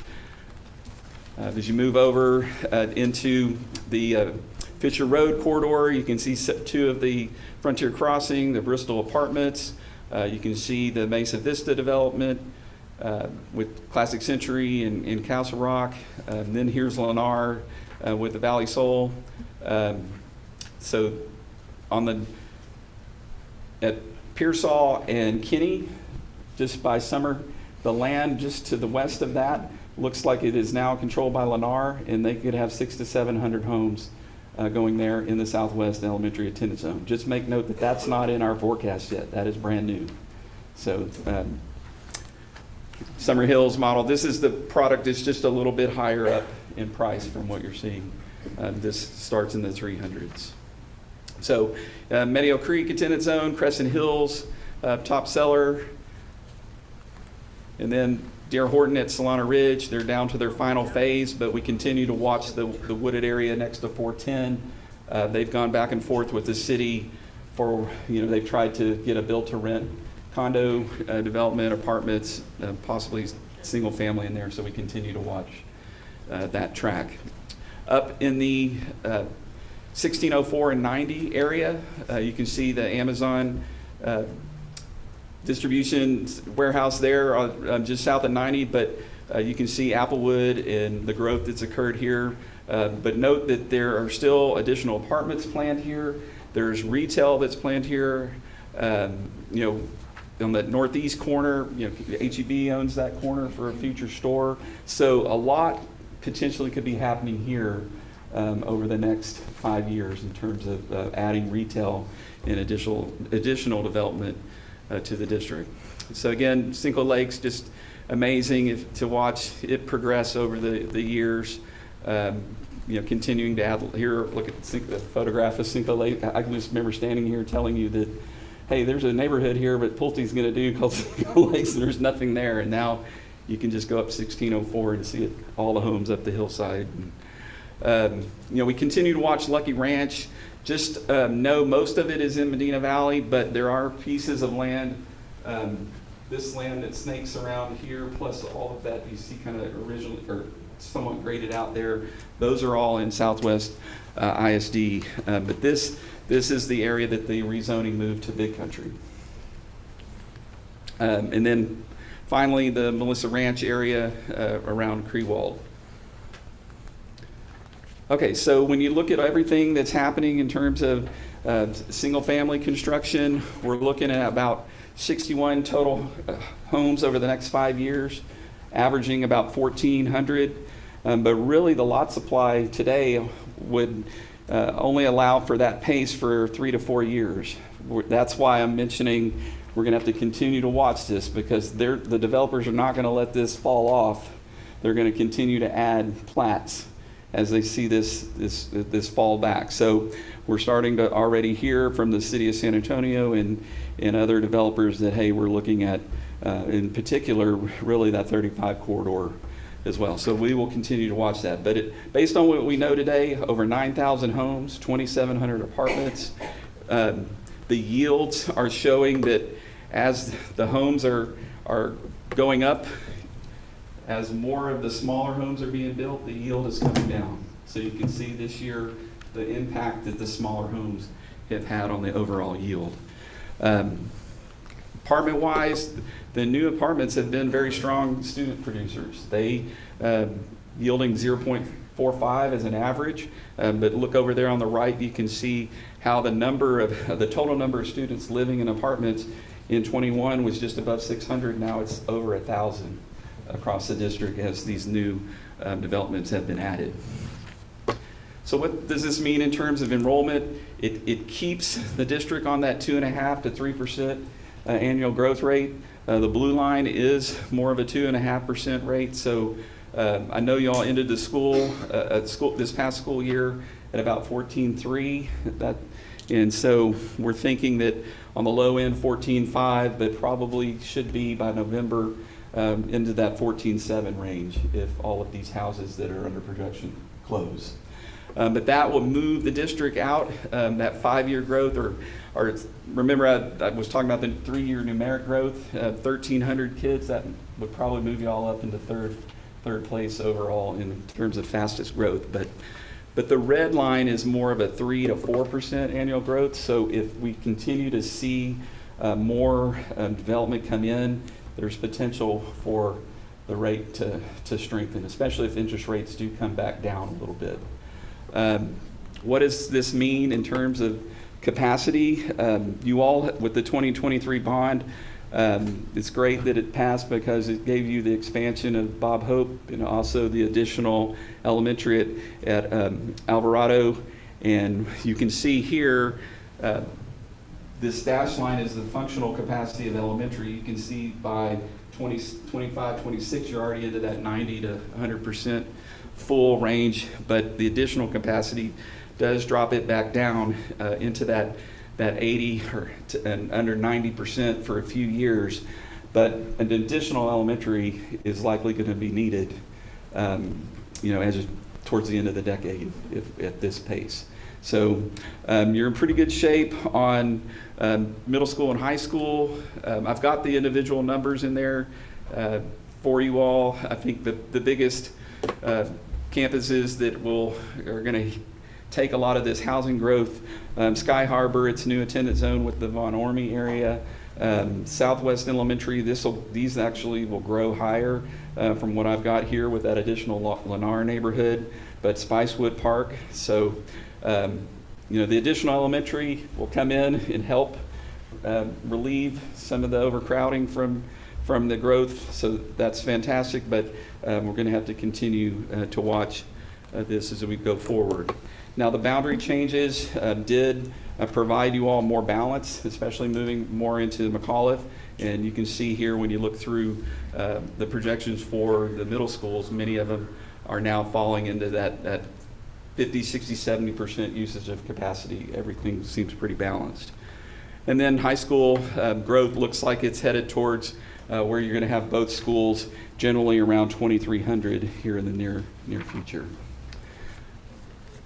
I know that's a lot to cover every time I'm here, but I'll answer any specific questions that you have at this time. Think repeat yourself? No. Questions, anyone? Thank you. Yeah, that's awesome presentation, thank you. All right, Brent, thank you. See you in a year. All right, thank you very much. See you next year. I did tell Brent that you better be right. For bond, he's been right, so give him kudos for that. Okay, budget update. Yes, we're gonna have Scott, he's gonna come up and present on the 24-25 budget.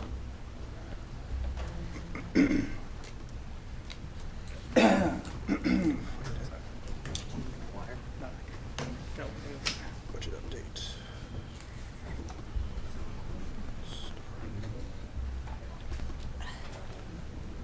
And you should have a copy on your desk.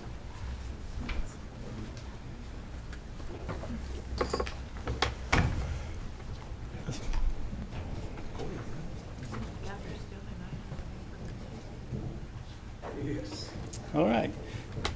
Good evening, President Vasquez, members of the board, Dr. Ball. Tonight I will provide a brief update on the 24-25 budget. You should have a copy on your desk. Here we go. All right.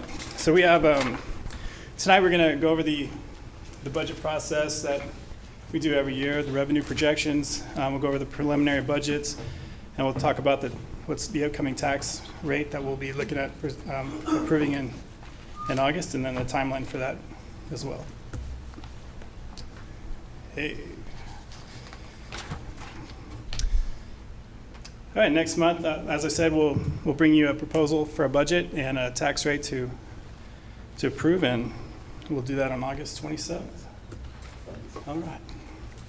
Getting into the meat of our revenue, this is the portion from our revenue template that we work on throughout the year, and currently we believe the majority of our revenue will be from this template, and we haven't not received our actual projections yet from our partner that we use, Moat Casey, but we believe we're pretty close right here. It'll fluctuate a little bit as we get closer to August. And so you can see those numbers from the previous screen are on this additional source of revenue. We have all of our revenue sources here. We're looking at a total revenue of $159 million. That's the same total we brought in June. And so we still think that's a good projection for right now. Some items of information on this revenue source. We are looking at not receiving as much SHARS program revenue as we have in the past. So we're a little bit short on that capacity. So that's a little bit of an item of concern for us. So, all right. We're not getting, what did you say? Oh, I'm sorry. The SHARS revenue, our Medicaid reimbursement revenue, they changed some of the rules, and so we're projected to receive significantly more than we are currently receiving. So More? Less. We are hoping to receive more. We did not. So. Okay. So I just want to talk about that real quick too for this Yeah. year. So we had projected about a 3.8 million revenue for this fiscal year right now in 23-24. And we got notice probably in January and February that, and this is not nothing that Southwest did, but it's something between the federal government and the state, that they changed the rules on us. So we are actually working with our lawyers and MSB that does this for us, our reimbursement programs, to appeal. Because right now we receive about 600,000, but we anticipated about 3.8 million because that's what we've been receiving over the years. So I just wanted to share that with you because I have been talking about budget for this fiscal year and our concerns on the fund balance and spending, because we already went into this budget at the beginning of the year with a $4.5 million deficit because we got overpaid last year. Now on top of that, so we're looking at about a $7 million loss in revenue between those two. We are appealing it and fighting it, and hopefully that if we win our appeal that we will receive our funding. But we're not positive that we will win our appeal.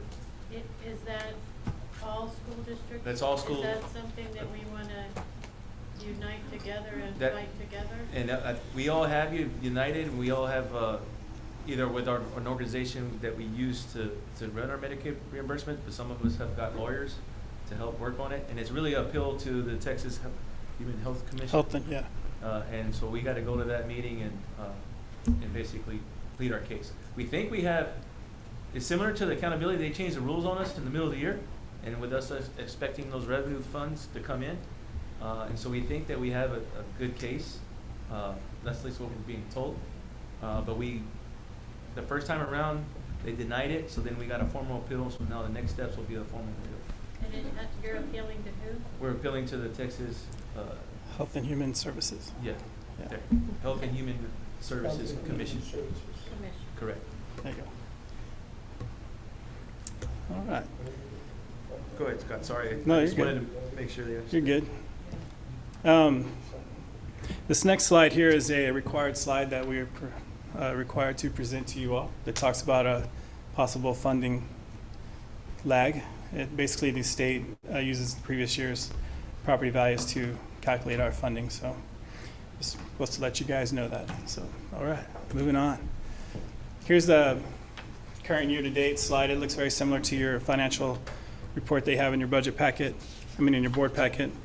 Brandon talked about the revenue loss that you can see right there. We are expecting to receive additional revenue, but we are probably not going to receive the budgeted amount, so we're going to be a little tight this year. But we also have some good things going on. We have our bond payment coming up in August, and we also have our TDA spend down that the Child Nutrition Department is doing, so we got some good things going on in the other budgets. So, all right. Now on to the next year's budget. As you can see, got the $159 million revenue. We've added in our raise and the stipends that were approved last month, and the stipends will be approved tonight, hopefully. And then we have the campus budgets that we'll go into a little more detail, as well as our departmental budgets. So right now, the way things sit, we are looking at a $12.4 million deficit. And that's where we're at. Any questions? All right. Moving into campus allotments, these numbers are part of the overall budget, but we wanted to break it out by campus so you guys can see what we're providing to the schools. This is a non-payroll budget. It doesn't include any federal funds. It's just their allotment that we provide through the general fund budget. So it's based on the enrollment projections of 14,702. That's the same projection enrollment that we use for the staffing, so everything is consistent. So, all right.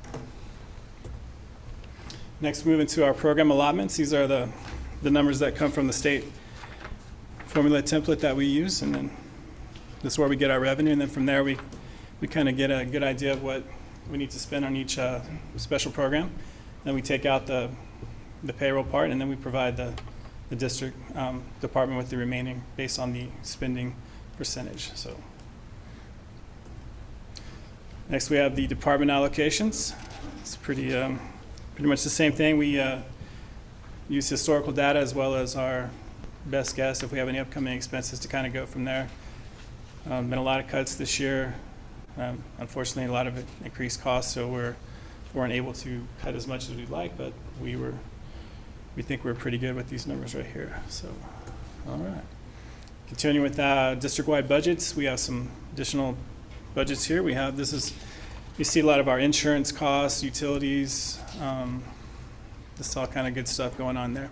You'll notice that capital projects this current year are a little bit higher than they will be next year as we close out our projects.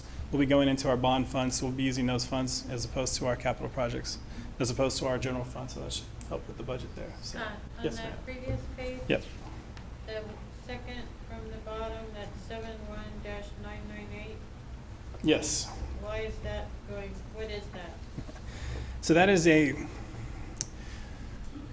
payment that we made previously with towards bonds, and that we don't have to use that amount of money anymore. We just Oh, okay. so it's So a it's bond yeah, related? it's bond related. Okay. And so pretty nice drop off, so that was good for us. All right. And then here we have our substitute budgets and our additional funding that we pay. It's payroll, but it's not, we don't include it in our budgeted payroll. So this is, because this is hard to project budgets. It's our substitutes, our extra duty, all that good stuff. All right. Any questions on the general fund budget? we'll talk more, of course, in August, so. Well, we'd like to, I mean, we're sharing with this, we didn't want them to go line by line for every budget, so that you'll be here forever, but y'all take these, and if y'all have questions, we'll come back in the brown bag, we'll do another budget update, if y'all have questions individually, we can dive into them a little more for you. Does this include the stipends that we just received?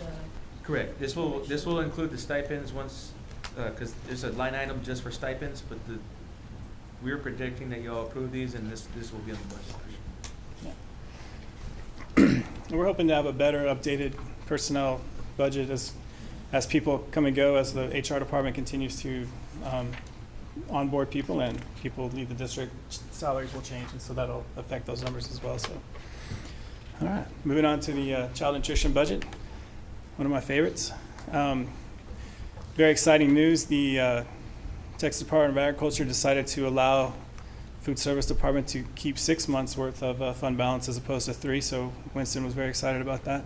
He sent us an email. Anyways, so we're continuing with our spin down in TDA because we want to make sure we get the equipment that we need for our schools, but everything looks good here. We got the summer feeding as well in there. All right, debt service budget. This is our bond payment. Anticipated bond payment in February and August, as well as our anticipated revenue when we set the tax rate next month. Any questions on that one? No. All right, so currently our tax value is $1.16, and you can see the tax history on the far right. It's very exciting what the tax rate will be coming up in this year.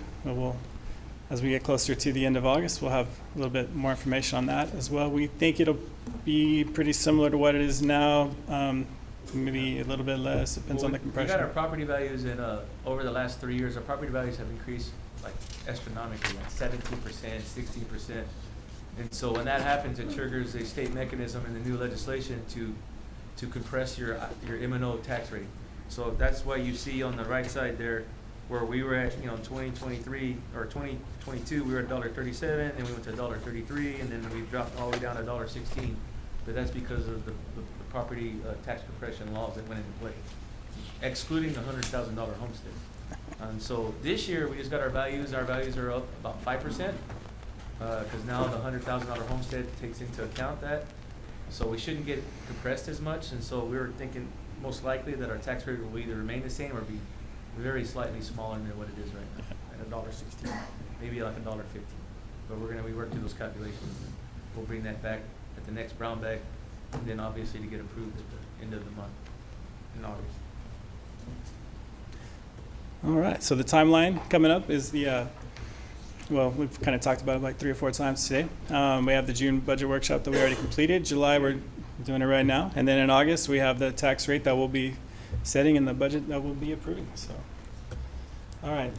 And these are the very important dates that we must make sure that we hit so we can publish our items in the newspaper, make sure that everything is in hand as we approve those tax rates and budgets on August 27th. All right. Any questions? I believe I was under 10 minutes. So. Questions? Thank you. All right, thank you.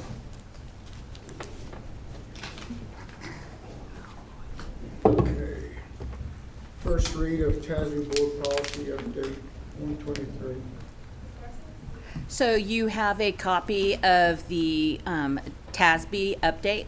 Annually, TASB provides us guidance on laws and policies that need to be changed legally. So you'll see them listed as legal with the appropriate code. And then, of course, they provide suggestions for the local. As a committee, everybody that is affected by this policy update change was given the opportunity to review the local requirements to ensure that it aligns with our policies and practices that we already have placed. This policy update has things such as accountability, board trainings, taxes, safety and security, records management, instructional resources, and special ed, which was a large portion of that. And so these are still based on the ever-changing laws and rules that we're getting from the state. And so this would be our TASB Update 1. And then if you have any questions, I have a list of who the point of contact is for each policy, so we can ask them to give more information on anything. And then if you have any other questions before we come next month to approve it, we can ask those questions. All of those directors and EDs will be present. Anybody got that? 2024-25 Student Parent Handbook. And so I have Adrian Ramirez coming, and don't worry, we're not going to read the whole thing to you. But we do want to make sure that, as an item of information, that we allow the board to understand some of the changes that have been in there. So that way, in case it is different from when your child was present at the school, and to make sure that we're all aware here in the boardroom of some of the changes that have taken place. Adrian? Good evening, everybody. You should have a copy, actually, of the changes that we've listed for you that are in the 2024-2025 Student Handbook. And so we continue to use the TASB model for developing our handbook in the district. And a few of the changes that we've made, because this is in a legislative year, there haven't been very many changes. We've updated some information. What we wanted to do was really emphasize attendance, because that continues to be one of our goals. Emphasize attendance so that parents have any questions that might have about attendance answered through the handbook. And so making sure that we emphasize what a state excused absence is, and giving them information about the submission of notes and things like that. So there's some additional information also, and an emphasis on, again, multiple state excused absences. There's also some information that was provided about through Student Support Services about accelerated instruction, and through House Bill 1416 and promotion and retention information. We also updated some information regarding the MTSS coordinator to reflect job title change. There's information, a lot of information we included was about social workers and the different roles that they play on campuses, making sure that parents really understand that social workers are there to provide a range of services in a variety of areas. In the area of working with children of military families, in the area of students who are in foster care, bullying and harassment, and also reporting suspected abuse. In addition, there's also some additional information about mental health support. Again, the idea is to make sure that parents don't have to dig for information regarding the services that are available and the information that's there to help them out. So a lot of information added about social workers. Also, we included some information from our health services department that includes an update on the minimum state vaccine requirements for students in school. So, are there any questions? No. Anyone have any questions? I was just reading through. That's a few changes. All right, thank you. Thank you. Okay. Extracurricular administrative guidelines. Yes, Mr. Wagner, Coach Wagner has some information on this item. Can everybody hear me? So we were tasked with, Mr. Flores and I were tasked with coming up with some guidelines, administrative guidelines, to really bring into all of our extracurricular activities into the same way of how we recognize our students, both at the board meeting, how we do send-offs and things like that. So it's not just athletics when we're doing something, but all of our kids are equally and equitably recognized when we do certain things. So this policy covers those recognitions, send-offs, and things like that. The second thing we did was bring into when all of our students and our extracurricular kids travel, how we go about either in the district or overnight when we do parent meetings, how we go about having those meetings if something happens, what are those guidelines, and really doing that. And how we came about that was, once we were tasked with that, we brought principals together to ask them what they need from us to have that unilateral policy, or not policy, but guidelines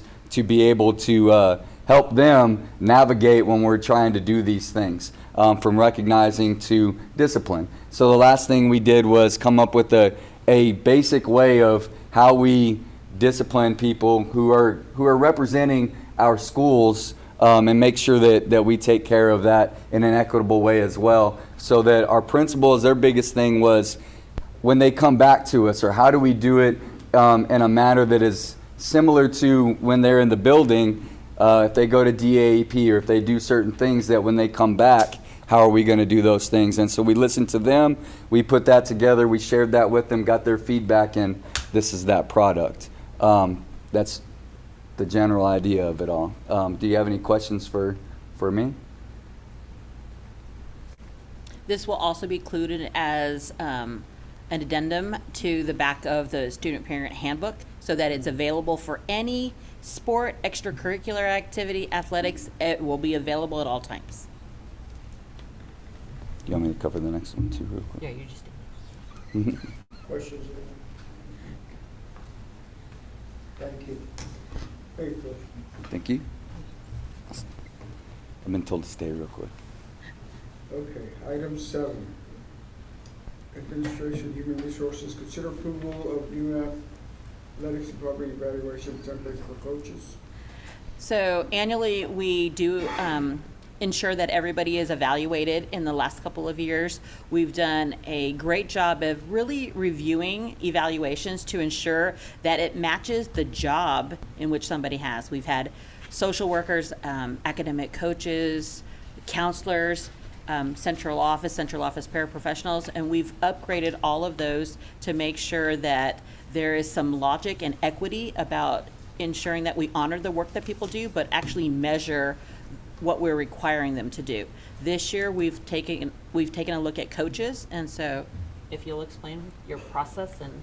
So we took what we were evaluating our coaches with was a general central office plan that it was not very easy to evaluate specifically coaches and what we see in them and try to help them grow and improve. So we went to our coordinators and looked at what we did, how we should improve it, what are the things that we want to evaluate them on. So we have your head coach evaluations that we do, and then we have assistant coach evaluations that we do so that we can provide better feedback, better ways to grow our coaches, and move forward from there. Questions, anyone? I'll entertain a motion. I move. We have a motion and a second. Well, I think Joe, Joe, did you say it? Joe Whitaker? Yeah. That the board approve the new athletics department evaluation templates. Hearing no questions, all in favor, please say aye. Aye. All opposed? Thank you, motion Thank you. passes. Okay. 8, business and finance, item B. Consider approval of stipends for the 24-25 compensation plan. Yes, sir. We came last month, we brought the compensation plan. We did ask the board to approve an incentive stipend and also a bilingual stipend of $3,000. With that, we took out our stipend list. We went through a TASB study, so we're able to look at our stipends, compare them to our comparison group across Bexar County. Then we took the list of stipends, we sent it out to all our directors or EDs that are over these programs and had them evaluate and take a look at our stipend schedule. So there is a handout that highlights some of the changes. There wasn't a lot of changes. And then behind that, you have the whole packet of stipends. We have quite a few stipends, and stipends are important to our folks because we have a lot of individuals doing a lot of things outside of their normal duties.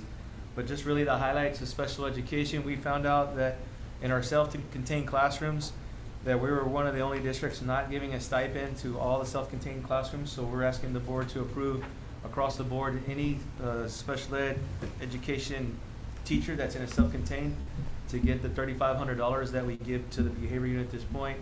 We have some leads in special ed that we're adding a stipend because they're going to be the leads of that specific group. Under fine arts, there were some stipends that we weren't in market.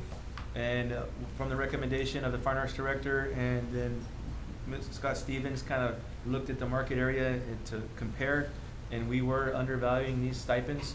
So there's 4 stipends there that we would like for the board to approve. The same thing with athletics. There was 2 that we felt like we needed to upgrade and make them equitable to the market. And then at the bottom, we've added a special assignment, school improvement administrator. This is for a principal that we've asked to go to a certain campus for school improvement, so there's a stipend there. We put the winter incentive in here, but this is one that you've already approved. Our plan is we haven't decided how we're gonna pay that out. We talked about splitting that up, maybe 500, 500. But right now, we don't have enough. We wanna wait till folks come back and then in August or September, send out a survey on how they would like to receive that. Bilingual teacher, you already approved. I wanted to highlight that because that's one of the changes that we're putting into the stipend packet. We increased the lunch monitor. Because we did a 2% raise, we normally give an increase to our lunch monitors. So we didn't do that at the last compensation, so we're asking the board to approve that to be moved up. And then we've been bringing subs to do training. And we would like to give them a flat fee of $100 a day when we bring it in for PD. So we're recommending to the board the stipend packet with these changes for the 24-25 school year. Questions? I just have a quick question. Yes, ma'am. The high school band director stipend is considerably more than, The middle school? no, the athletic stipends. I'm just curious, what's the basis of that? Well, so are you talking about the? Like the head football? Well, the head football coach, the difference is like our high school band directors are on a teacher pay scale with this stipend. Our head football coaches or coordinators on a professional coordinator scale, so a teacher scale versus the coordinator scale is a lot different. Okay. And so that's where you see the difference. So the difference in their pay is actually, they're making more because of where they land as a coordinator for a district. Okay, because it's just not that they're a football coach. Correct. They're also the coordinator, but they're on a bigger scale, Yeah. a larger scale because they're a coordinator across the district. Okay, thank you. Any other questions? I'll entertain a motion. I move. A second. Motion and second that the board approve the attached updates for the 24-25 compensation plan. All in favor, please say aye. Aye. All opposed, same sign. Motion passes. Thank you. Okay, consider approval of district multi-hazard emergency operations plan, severe weather and hazmat annexes. We have Mr. Figueroa is going to give this information, and this one is located in this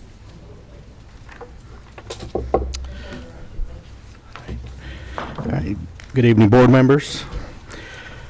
Texas Education Code and Board Policy CKC legal state that each school district shall adopt and implement a multi-hazard emergency operations plan for use in all of our district's facilities. This plan must address prevention, mitigation, preparedness, response, and recovery. It must also provide for employee training, mandatory safety drills, measures to ensure coordination with first responders and local agencies, and the implementation of a required comprehensive safety and security audit to be conducted every 3 years. The district's multi-hazard emergency operation plan must also include plans for responding to severe weather events and hazmat incidents. The District Safety and Security Committee met several times during this past year to develop, review, and finalize both the severe weather and hazmat annexes. The major goal of the committee was to ensure that these emergency plans reflected both campus and district needs. This time, we are recommending that the board approve the district multi-hazard emergency operation plan, severe weather, and hazmat annexes as presented for your review. Questions? I move. Second. We have a motion and second, the board approve the district MHEOP severe weather and hazmat annexes. All in favor, please say aye. Aye. Opposed? Thank you. Okay, consider approval of schematic design for the Elm Creek Elementary renovation project. We're recommend to the board to approve the schematic design that was presented today on Elm Creek Elementary. And we're going to discuss the traffic flow. Yeah, so That's not affected. schematic by- design, this is the earliest stage. Then we'll move, once we got kind of the preview of what they want to do, we'll move into design development. We'll get more in detail and then even further construction documents. So We're asking the board just to approve the recommendation of schematic design that was presented earlier by LPA. Thomas, Sure. you have anything to add, Thomas? I don't have anything. You did a great job, sir. I thought he was gonna present it. I don't know why he wants. Brandon covered it. Okay, all right. See it, but I'll entertain a motion at this time. I move. I'll second. For a motion is second that we approve the schematic design for Elm Creek Elementary renovation project as presented earlier. All in favor, please say aye. Aye. All opposed, same sign. Now we have the approval of schematic design for the Creewell Road School of Arts renovation project. That was presented earlier also. I move. I'll second. We have a motion, second, that we approve the schematic design for the Creewell Road School of the Arts renovation project as presented earlier. All in favor, please say aye. Aye. All opposed? Okay, now item F, consider of the award of RFP 2324-030 construction manager at risk contract for the Elm Creek Elementary renovation project. Yes, sir. So LPA and district staff worked together preparing the RFP for this construction manager at risk project. The district accepted bids for the contract on June 27th. We were 5 bids were submitted, and the bids for pre-construction and construction phase costs range from $1,843,809 to $2,450,250. District staff and LPA have reviewed and ranked the firms based on the information provided in the RFP. And it's the new handout. We didn't have these at the subcommittee meeting, so we're handing them out tonight. And Billy's been working really hard to get all these reference checks and stuff done so the committee could put together these rankings. So the rankings show as Joris General Contractors being the best value for the district on this project. The fees being $1,843,809 funded by the 2023 bond. So it is district staff recommendation that we approve Joris General Contractors as the construction manager at risk on the Elm Creek Elementary renovation project. Questions? Hearing none, I'll entertain a motion. I move. I second. We have a motion and second that we approve Joris General Contractors as the construction manager at risk on the Elm Creek Elementary School renovation project with a contract amount of $1,843,809 million. All in favor, please say aye. Aye. All opposed? Motion passes. Now we have the Creewell Road School of the Arts construction manager at risk. Yes, sir. So district staff and Huckabee worked together on this RFP. Bids were accepted on June 25th. We received 6 bids that day. The bids range from $1,538,000 to $1,998,000. District staff and Huckabee have reviewed and went through the rankings of the selection criteria. And again, Billy also handed out the new rankings there, and it shows as Marksman General Contractors as being the best value for the district on this project. So it is district staff recommendation that the board approve Marksman General Contractors as the construction manager at risk on Creewell Road in the amount of $1,538,000. Questions? I move. A second. We have a motion and a second that we approve Marksman General Contractors as the construction manager at risk on the Creewell Road School of the Arts renovation project contract in the amount of $1.538 million. All in favor, please say aye. Aye. All opposed, same sign. Motion passes. Thank you, Thomas. Yes, sir. Okay, consider endorsement of TASB Board of Directors for Region 20. Board members, we have Region 20 Position A and Region 20 Position D. Both people already got opposed. One is Ginger Friesenhorn from East Central, and one is Rich Senna from Bernie. And these are both, I believe, One is a 1 year, one is a 2 year. Filling positions that are vacated. We received a letter, I know, from Ginger, and then I received an email from Rich. They are both, again, unopposed. I think we ought to support them. They're both neighbors. One's a little closer than the other, but they're both Region 20. I think we ought to support both of them with a letter of endorsement. Saying so, I'll entertain a motion. I second. We have a motion, a second, that we endorse Ginger Friesenhan, East Central ISD for Region 20, Position A, and Rich Senna, Bernie ISD, Region 20, Position D. All in favor, please say aye. Aye. All opposed? Motion passes. Thank you. Okay. Consider approval of construction materials testing lab for the new central office project. Who's got that, Thomas? Yes, sir. So, KenCon Ltd. is the construction manager at risk on the new central office project. With that project going on, there's going to be construction materials testing that needs to be done. We have a as-needed RFP for geotechnical and construction materials testing. We rate the engineers based on their services. They were all pre-approved.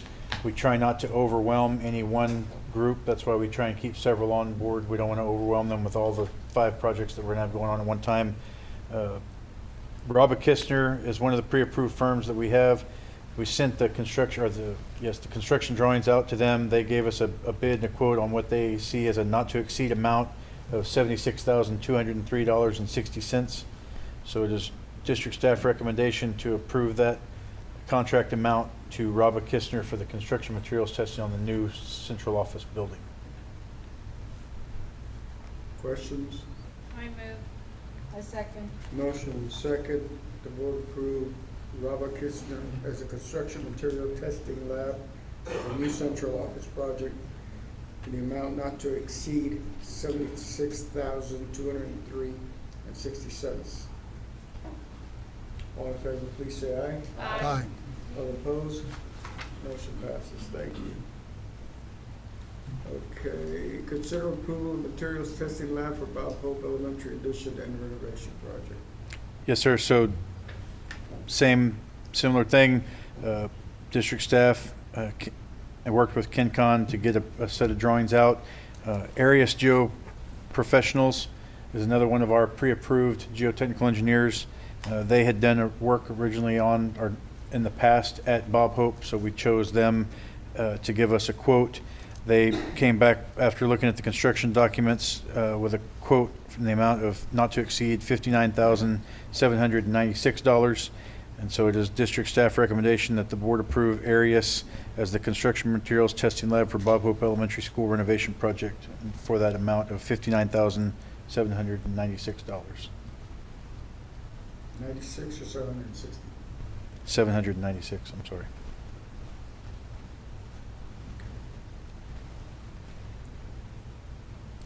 Yeah, Questions?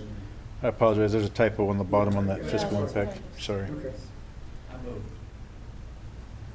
I second. We have a motion and a second that the board approve Arias as the construction material testing lab for Bob Hope Elementary School additions and renovation project in the amount of $59,796. All in favor, please say aye. Aye. All opposed, same sign. Motion passes. Thank you, Tomas. Curriculum instruction. Consider approval of 24-25 secondary new courses. Yes, we have Luis Gonzalez tonight, that he's going to share this information. Yes, good evening, Board President, Board members, and Dr. Ball. Thank you for the opportunity. This evening, we're bringing several new high school courses for consideration of approval. CASTEM high school students pursuing their associate's degree are required to take speech 1315, psychology, sociology, and/or economics in their 4-year plan. These dual credit courses not only fulfill their high school requirements, but also earns them college credit. These college courses are paired with high school courses.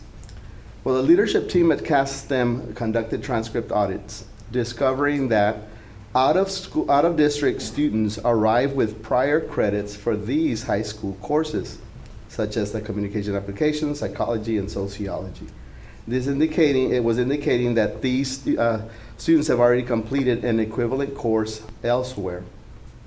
So the high school courses presented for consideration of approval that are listed in page 2 and 4 of your copies, these high school courses will serve as options to pair with the college dual credit courses that have been listed. And this will allow our students to earn high school credits without duplication of credits. So we are recommending that the board approve the 2024-2025 secondary new courses that are listed on that page 2 and 4. And those courses will be at all the high schools? or- They will be available for all the high schools. Right now, we are finding that for the CAST is particularly the campus that is in need of at the moment, but these will be available absolutely for the other high schools as well, once they're approved. And as needed. Any other questions? Motion?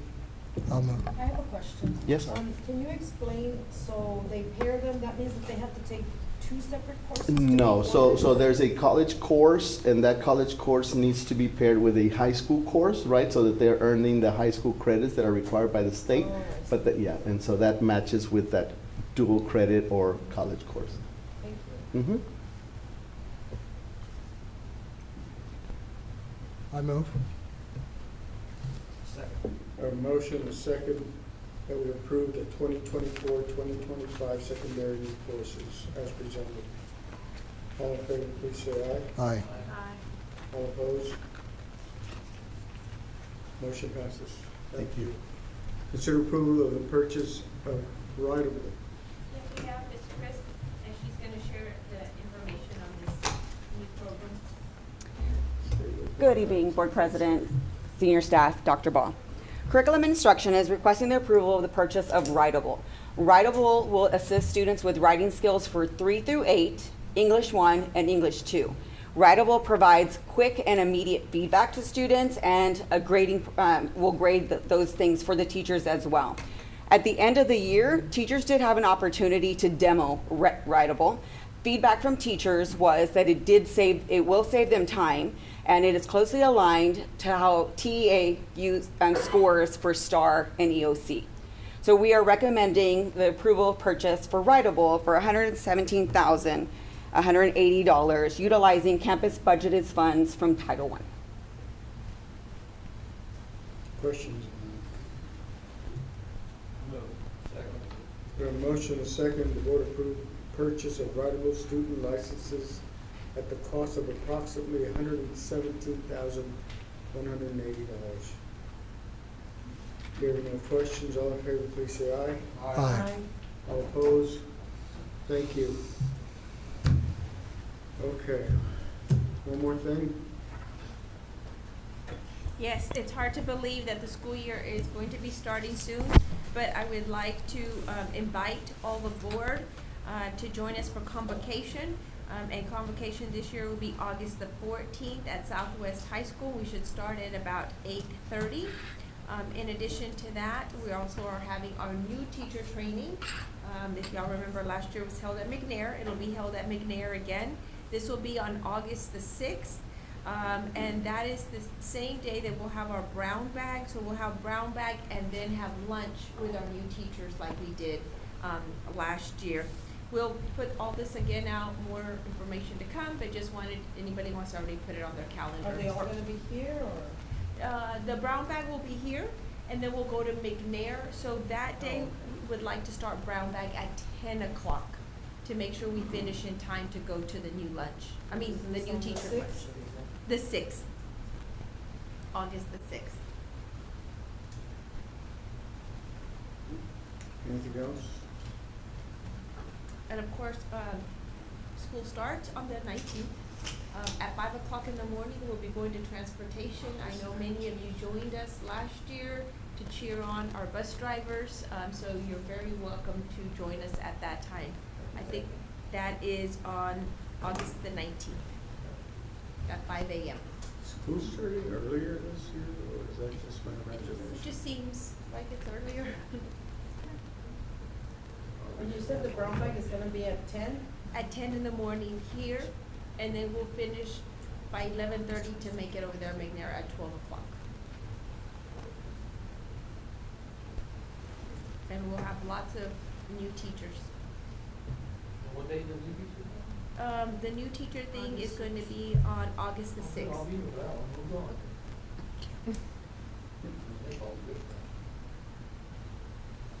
Okay. As permitted by sections 551.001 through 551.146 of the Texas Government Code and pursuant to Texas Government Code 551.074, we will now go on this closed session.